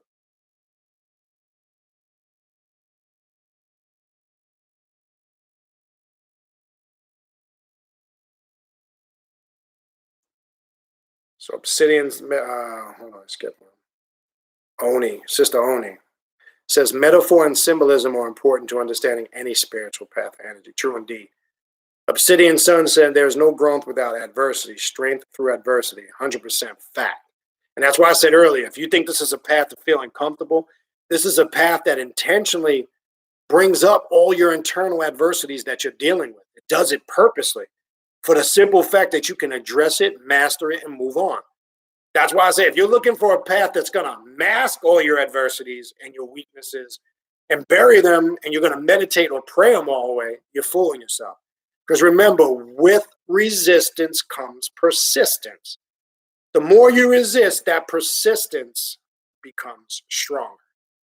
You're going to have to face this one way or the other. Either you do it on your terms or you do it when it just blows up in your face and you're not prepared for it.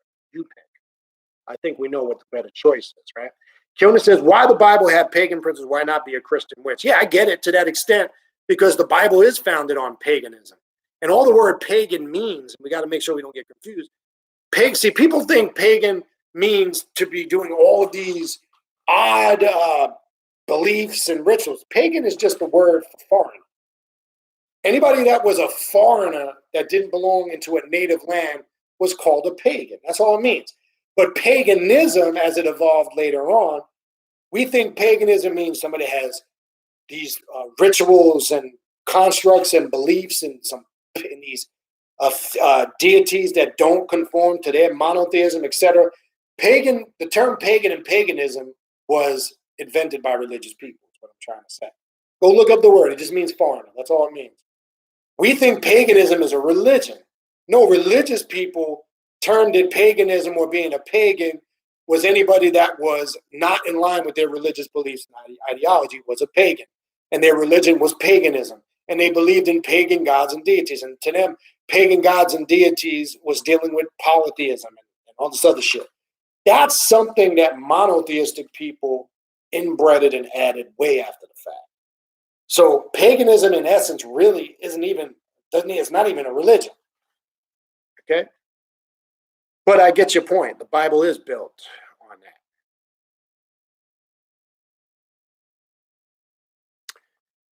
Yeah, so Double R, yeah, she speaks a little further on that. I wasn't disrespectful to my mother when I told her that. I know she only passed down when she was taught, but I will speak my truth and think for myself. Yeah, and I get it. Scott E. Nosferatu. My dad was a Mason and my mother was a member of the Eastern Star. So you can relate to what I was talking about earlier.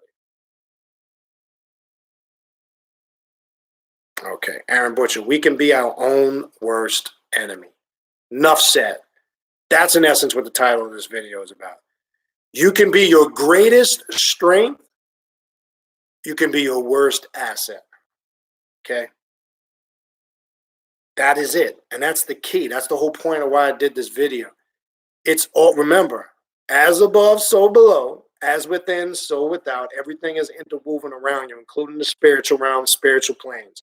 What that really is saying, there is no above and no below. It's all interwoven around you.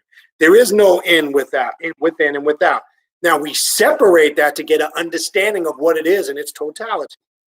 But that's why I did that video. And if you didn't see that, go watch it. Right? We're still in religion when we say above, below, within, without. Existence is just that, to be. The above, if the above is here and the below is there, and vice versa, and the in is here and the out is there, and the out and in, vice versa, what we're essentially saying is we are the center of our universe, and everything is evolving around us. Our universe, one of many multiverses. That's something I went into that in that video, but that's my whole point, right? That's the understanding we got to start getting and grasping. All right, take a few more, and I'm going to wrap this up. Lord Jamar Divine. Well, that's an MC name right there, man. Oh, Eddie Machete featuring Lord Jamar Divine. That's a fat ass. That sounds like a fat ass album. DJ Eddie Machete. You got to get with Lord Jamar Divine. Let me stop fucking around. I'm just having a little fun. Aaron Butcher, good point. We do destroy everything in the world, and we create everything in this world. Remember, within your universe, whatever you allow in your circle becomes a reality to you. This is why people don't grasp that concept. Whatever you don't is not a reality to you. This is why certain things you might get or don't get, and vice versa. But just as simple as you created it and brought it into your existence, it's just as quick, as I said many times through this video, you can destroy it and eliminate it. So that's a very good point. Aaron goes on to say, but most of all, we fuck ourselves over the most when we lose sight of ourselves behind misconceptions and follow someone or something other than our own God oneself. Yes. And this is why people get in Mickey Mouse clubs and groups, and they want to follow people, and they want to get down with some clique. You know, oh, I'm part of this occult group or this conscious organization. And then you got to be careful of the organizations that have the supreme leaders over it.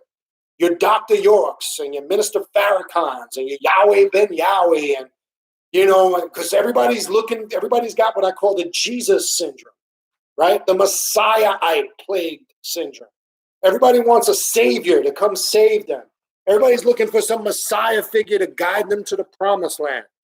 And the only God, Messiah figure, or savior they need, all they need to do is look in the mirror. God has always been here, people. You just ain't seen him. You've visited God every morning. You get up and comb your hair and brush your teeth in the mirror. You're looking at a reflection of the divine. You don't see that, though. You feel like you need to recognize that in somebody else. But we want to be captivated by some charismatic leader that claims to speak to aliens and extraterrestrials and has the ability to do things that you've convinced yourself that you can't do. My thing is, if that motherfucker can speak to aliens, why can't I? I'd be asking myself, if you can do it, I need to figure out, why can't I? I'm not trying to follow nobody. That's great. And maybe you are having your personal experiences and your communications. But a true guy, I want to have those same experiences and communications. I want to raise myself up to the realization of that.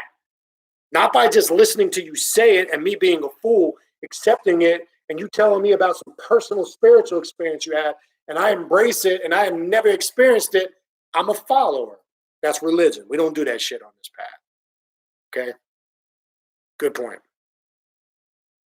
What else we got? Obsidian Sun. Masonry has hidden teachings within its hidden teaching that is only for those with eyes to see. True indeed. Mel Casey, you die every night when you go to sleep. That is true. I said that on the last video. You live in a parallel universe that exists side by side, and you visit that other universe.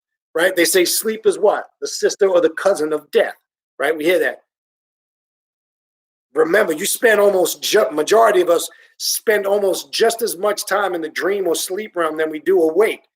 So really, man, look, you get the point. Obsidian Sun, the temple not made with hands, eternal in the heavens. Right. The Bible says God does not dwell in places made by man's hands. And why are all these motherfuckers building churches, masjids, and temples? What does that mean? I've always brought that point up.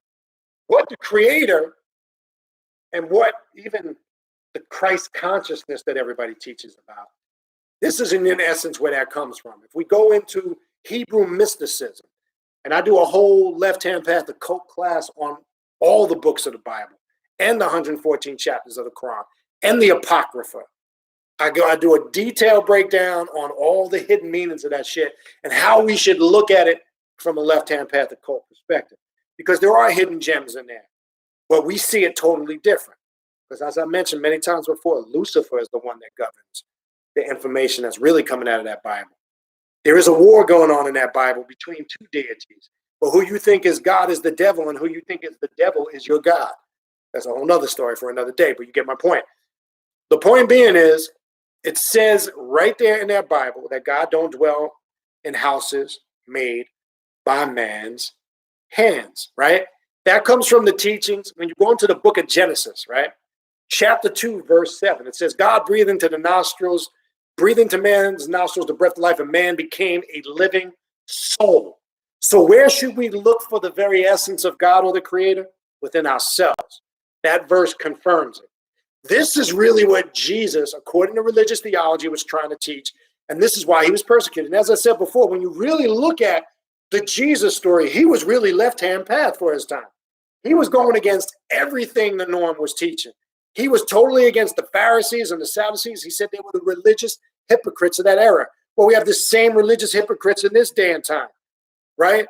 Right. If you look at who Jesus associated with, scam artists, taxpayer accountants who stole money from people, prostitutes, the sick, the desolate. This is who Jesus went to. I watch Christians pass people up on the street all day. They want to play holy art thou dressed up in their nice Sunday clothes in church, but majority of them don't give a fuck about the average person. I said majority. Don't get your panties in a knot. Whereas when I look at what this Jesus character did, Jesus went to all the lowlifes of the planet. He went to, again, one of his most beloved disciples was a prostitute. He kept company, right? He was criticized for affiliating with Matthew, the accountant, the tax accountant. His disciple, why are you hanging out with this dude? Because Jesus went to those that needed real help. That's the point I'm trying to point out. Forget the story if it's real or not. I don't even give a fuck about any of that. Look at the concept. Who did he go to assist? Where are they getting this concept that they practice today? He went to the poor, the homeless, the hungry, the sick, the prostitutes, the criminals. This is who he reformed. And he attacked the establishment of that day and time. He was a nonconformist. That's the Jesus I study and read about. That Jesus I can get down with and vibe with. I can relate to that Jesus. And that Jesus is very left-hand path in nature to me. So go back and read your Bible, but look at it now based on what you know and go, I see that and look at that a little differently now. And you can point these things out to people. You understand? That's what I grasp when I look at that story.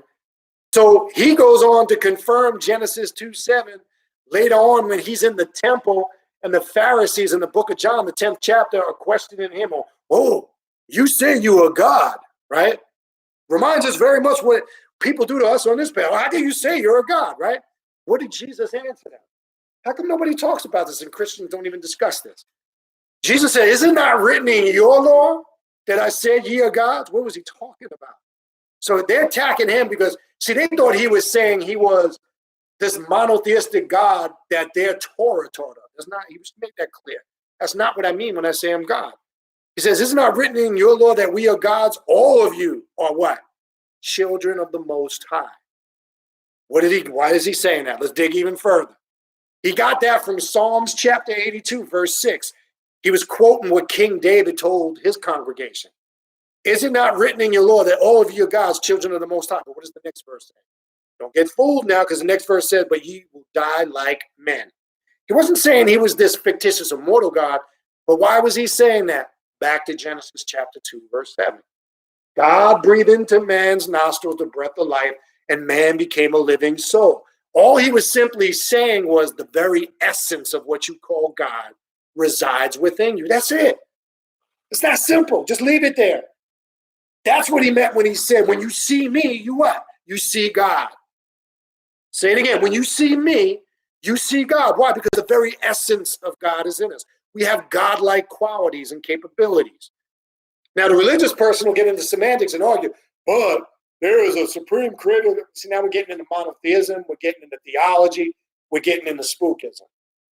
That you can have. Leave that alone, because I'm not going to change anybody's mind that has that ideology if you're stuck in it. I'm drawing upon what I can get out of that is very left-hand path in nature. When you see me, you see God. I mean, what is so complicated to understand that? And that's the way he confronted the Pharisees. They ain't like that shit. Now, isn't that very similar to us in this day and time who are on this path? We're kind of looked at as that rebel left-hand path Jesus when you go back and you look at that story. Think about it for a minute. See, this is what we do on this path. This is taking something and just deconstructing it and then reconstructing it to get the understanding. It's that simple, people. Don't even go outside of the parameters of that and argue all the semantics and all the things. It's a waste of time and energy. I don't care about any of that stuff. All right, what else we got? Yep, Necrocannon says, facts, brother people. We are living to die for experience on this plane and ascension. True indeed. Living to die to live again. That's it. Gerald, hope I'm not saying your last name wrong. Corius, I love the way you put the knowledge down. Appreciate it, Gerald. Bridget, cancer sucks, but I keep on fighting. I'm sorry to hear that, Bridget. I lost my father to cancer, so I can relate. I know there's different forms of cancer. I don't want to make this all somber and desolate. I know there's different forms of cancer, some more aggressive than others. My father had one of the rarest forms that you can get. Took him out within 3-4 months' time. So yeah, it is not a pretty thing, and it's it's a struggle. It's one of those things. And again, I don't want to get all somber about it. So I don't know what type of work you do for that. Even shoot me an email. There's some suggestions I can make to try to assist you to make your dealing with that. Again, I don't know where you're at. I don't know what stage. And again, I don't want to turn this into, something, somber like that. But unfortunately, the reality is that's part of life. And it sucks. It's one of those things that we should be motivated to strive to overcome. It's a fear that's prevalent, that's out there. Obviously, if it's in your family, to my knowledge, and researching my genealogy, going back as far as I can, my father was the only one. There's no history of that in my family, but that doesn't mean anything. But it's always a concern. And we're human. We have those fears. Let's keep it real. We all, I'm sure, worry in this day and time. I'm not going to lie to you. I'm human. It crosses my mind. Getting or dealing with a terminal illness. And I'll watch my mother deal with it. My mother passed multiple sclerosis, and she got it during a time where they didn't have all this tech. Now you can survive with multiple sclerosis and live a long life. But my mother got it back in '88. And she lived with it till '96, and she had what they call progressive multiple sclerosis, which every year it was just. I watched her go from cane to walker to wheelchair to bedridden with IV hooked up to her. She couldn't even swallow and eat no more. She had to be fed through a feeding tube, and pneumonia finally did her in. And we took care of her at the house. We never committed her to any institute. My family, we don't believe in that. So I know I've seen the ugliness of physical death and terminal illnesses. Not a pretty thing. I've seen some stuff in that. And when it's immediate loved ones and family, it makes it a little more intense. Now it's tragic anyway, but let's be real. It doesn't impact us as much if it's not directly related. If you were honest with yourself, you'd say that. Now I don't know you, Bridget. I know you from tuning into the channel, but I can sincerely say I hate when people say dumb shit. My thoughts and prayers. I hate that because motherfuckers are just programmed to say that. But I can relate and connect to that. And I honestly say that from the bottom of my heart. I know what that feels like dealing with it, but nobody could ever know what it's like having that. Okay. So when people say, I understand what you're going through, they don't. That's the worst thing I think you could say to people that deal with terminal illnesses. I know what you're going through. No, you don't. because everybody deals and gets it on a different level. So we can be, conscious of the fact that we are concerned, and I know I'm concerned for those, always have been, even not just because direct family members I've had over the years affected with it. That's always something that always I've had some concern for. But anyway, if you get some time, I'm not sure what you're doing spiritually, but shoot me an email and we'll see what we can do. All right, what else we got? All right, my V, I will see you tonight. And matter of fact, Bridget, if you don't mind, email me. It's up to you if you feel comfortable with it. Because some of the work that we're doing tonight, why don't you email me your full birth biological name? If it's up to you. If you don't feel comfortable with it, you do not have to do it. And there's a part of the working tonight that we can address that, and I'm sure it'll assist with that.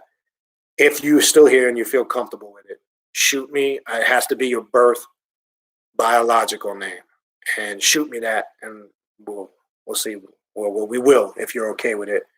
We will add something in the ritual tonight for that. All right. Sperling Lily. All right, I really got to get through this. What we got? Time is it? I got 5 minutes. Got to get off your head too. It's like simplicity is too complex.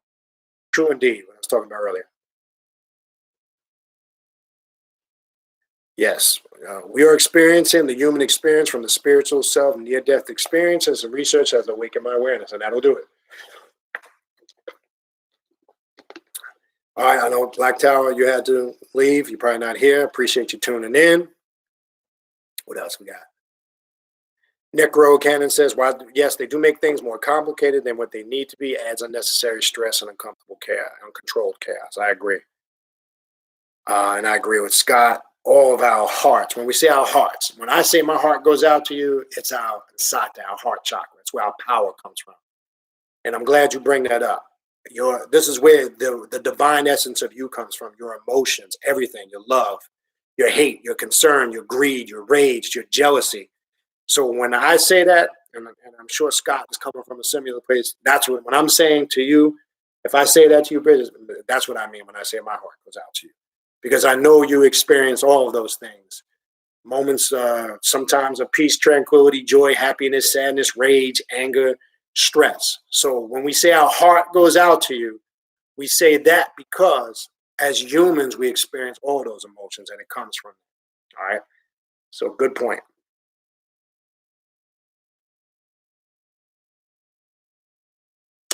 And Bridget goes on to say, "Thanks, Scott. I wasn't seeking attention. I'm sure you weren't, but appreciate y'all. It's what brought me back to my studies for sure. I've experienced much activity about me and I'm on a learning curve now." Good to hear that.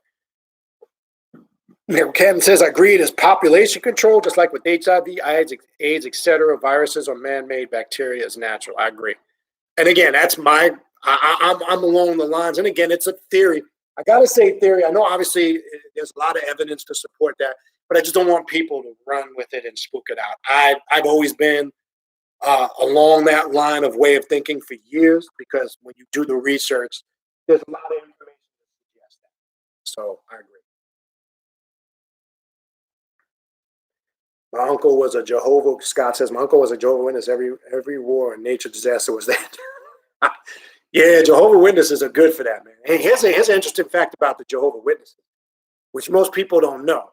When you go back to the original founder, Charles what's his name? Charles Russell, or Charles Tazzle. I can't remember his name, but go look it up. He founded the Jehovah's in 1890. Now, believe it or not, Savior's Day that Farrakhan got the concept came from the Jehovah Witnesses.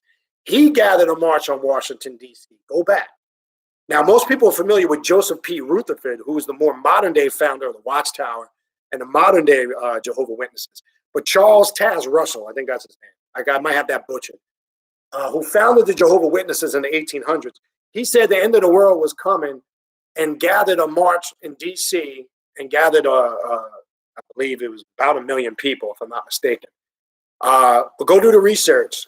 He was the first, and he was wrong. I think it was 1914, if I'm not mistaken. Somebody could go do that out. Again, I'm making it clear. I might be off on some of this, but go look at it. You'll see what I'm talking about. And he said he was the seventh angel of the book of Revelation. Charles Taz Russell, original founder of the Jehovah's Witnesses. He said he was the seventh angel mentioned in the book of Revelations, and that he was predicting the end of the world in 1914. It didn't happen, people. Right? Then when he transitioned and left, Joseph P. Rutherford took over. I've noticed in my discussions with most modern day Jehovah's Witnesses, they don't know a lot about their founder. Okay. And you should, because he kind of was a little out there, and he kind of was wrong in a lot of the things that he taught. He made a lot of predictions and prophecies, and they were all wrong. And then what does the book of Leviticus say? If someone who claims to be a prophet makes a false prophecy, he should be stoned to death. Right? That's what it says. So just saying. What else we got? The Christ energy, the Kundalini force, was crucified on the cross of the physical body and became doormat. Its return is the activation of this force. I agree. Good point. Keona, thank you for the donation. Yes, Bridget, I mentioned that a couple of times in videos over the years. You have Jesus referred to as the morning star is the thing we want to point out there. Lucifer is referred to as the son of the morning star in Isaiah 14:12, and so is Jesus. They add the root of David there. You are correct. But how could Lucifer be given the same title as Jesus? I did a video in a class on that. Is Jesus the Lucifer of the Bible? Go do your research.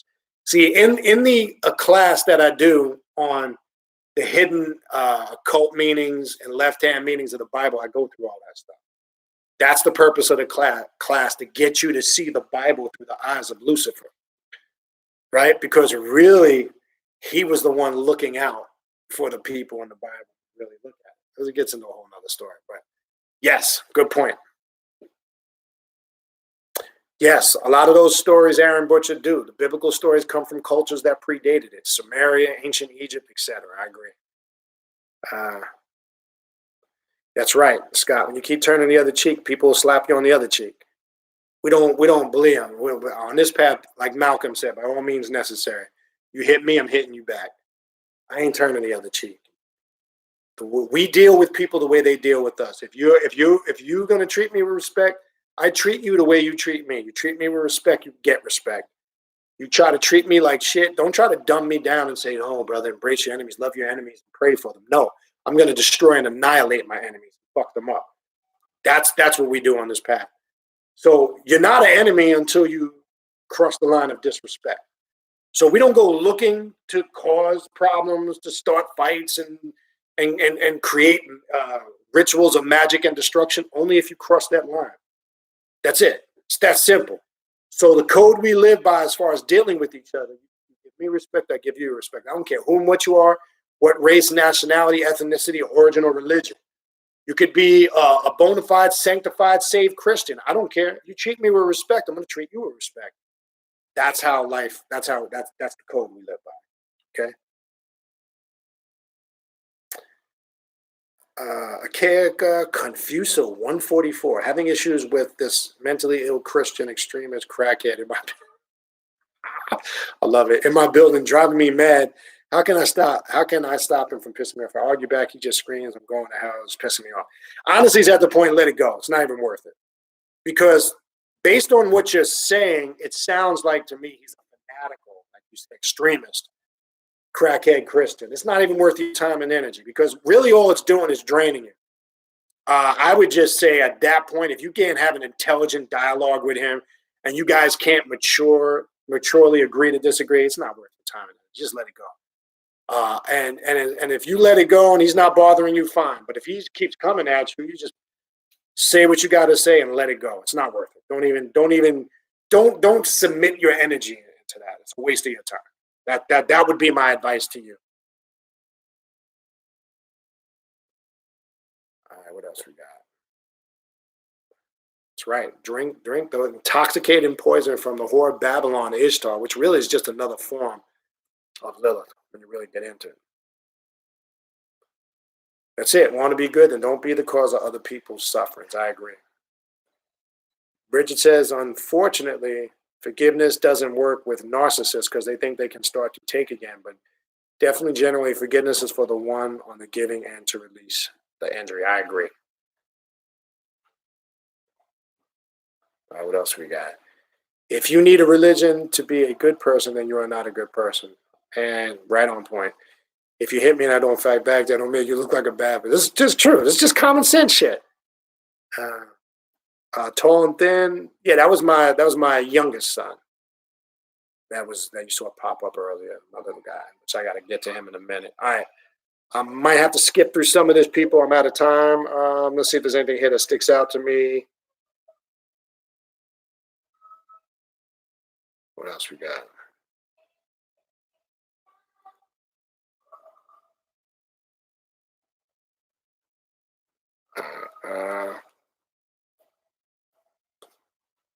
What else we got?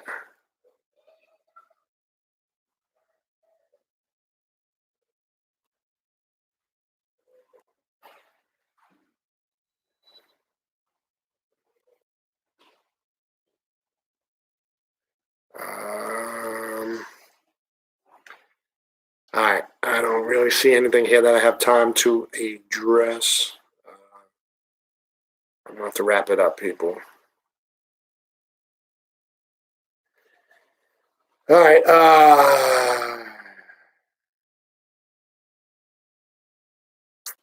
I'll make sure I don't miss anything.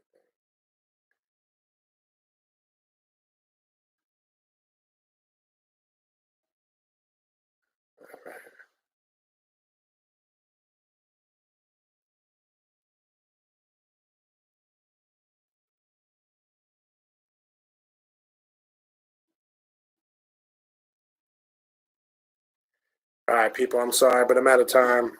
I did my best to get to what I could get to. Again, Bridget, if you heard my message earlier, shoot me the email. And then we'll go from there. All right, people, I got to go. I appreciate everybody's time. I appreciate you tuning in. We are done on Instagram, just cut off like clockwork. They don't play that hour shit. Appreciate everybody tuning in. If you need to reach me for anything that I talked about, sign up for classes. Again, remember, everything is on the Instagram. It's on the Facebook. Any announcements as far as what we're doing, rituals, classes, upcoming events, it's all posted on the Primordial Chaos 9 Instagram page. It's on the Primordial Chaos Facebook page. And it's here in the community section on YouTube. I don't send out any mass emails or texts anymore. I stopped that a few months back. So if you need to stay posted on events, just simply follow one of those platforms and you will get every notification that you need to know about. Please don't forget to subscribe to the channel. Hit the like button. The more likes we get, it reaches out to more people on YouTube. Also hit the notification bell so you can get a notification when I go live. For those of you who will be at the ritual this evening, I will see you guys later tonight. I'm going to chill for a little bit. More than likely, I'll be back on next Friday. Don't know what time. It just seems like Friday right now is the only day I get a little window to come on and do YouTube. For those that are on the Patreon channel, I'll see you guys in the class in about 10, 11 days. I'll mention that again next week probably. If you want to join the Primordial Chaos Patreon channel, which is only for members only, it's exclusive private content for Patreon members only, rituals, classes, etc., you name it. Go to patreon.com/Beniti. It is in the description box here of the video. So check it out. Sign up. I think you'll get a lot out of it if you take a look at it. For those that want to sign up for tomorrow's class, all the information is on Instagram, 3 to 6:30. Working with chakras and activating the Kundalini serpent energy. It's $55 for the class. You can send the money PayPal to the canoe.com email and include in the PayPal your email address and your name. All right. For those that'll be in the class, I'll see you tomorrow in the class. And for those that will be at the ritual tonight, I'll see you guys tonight. Infernal blessings to all, and we will talk soon.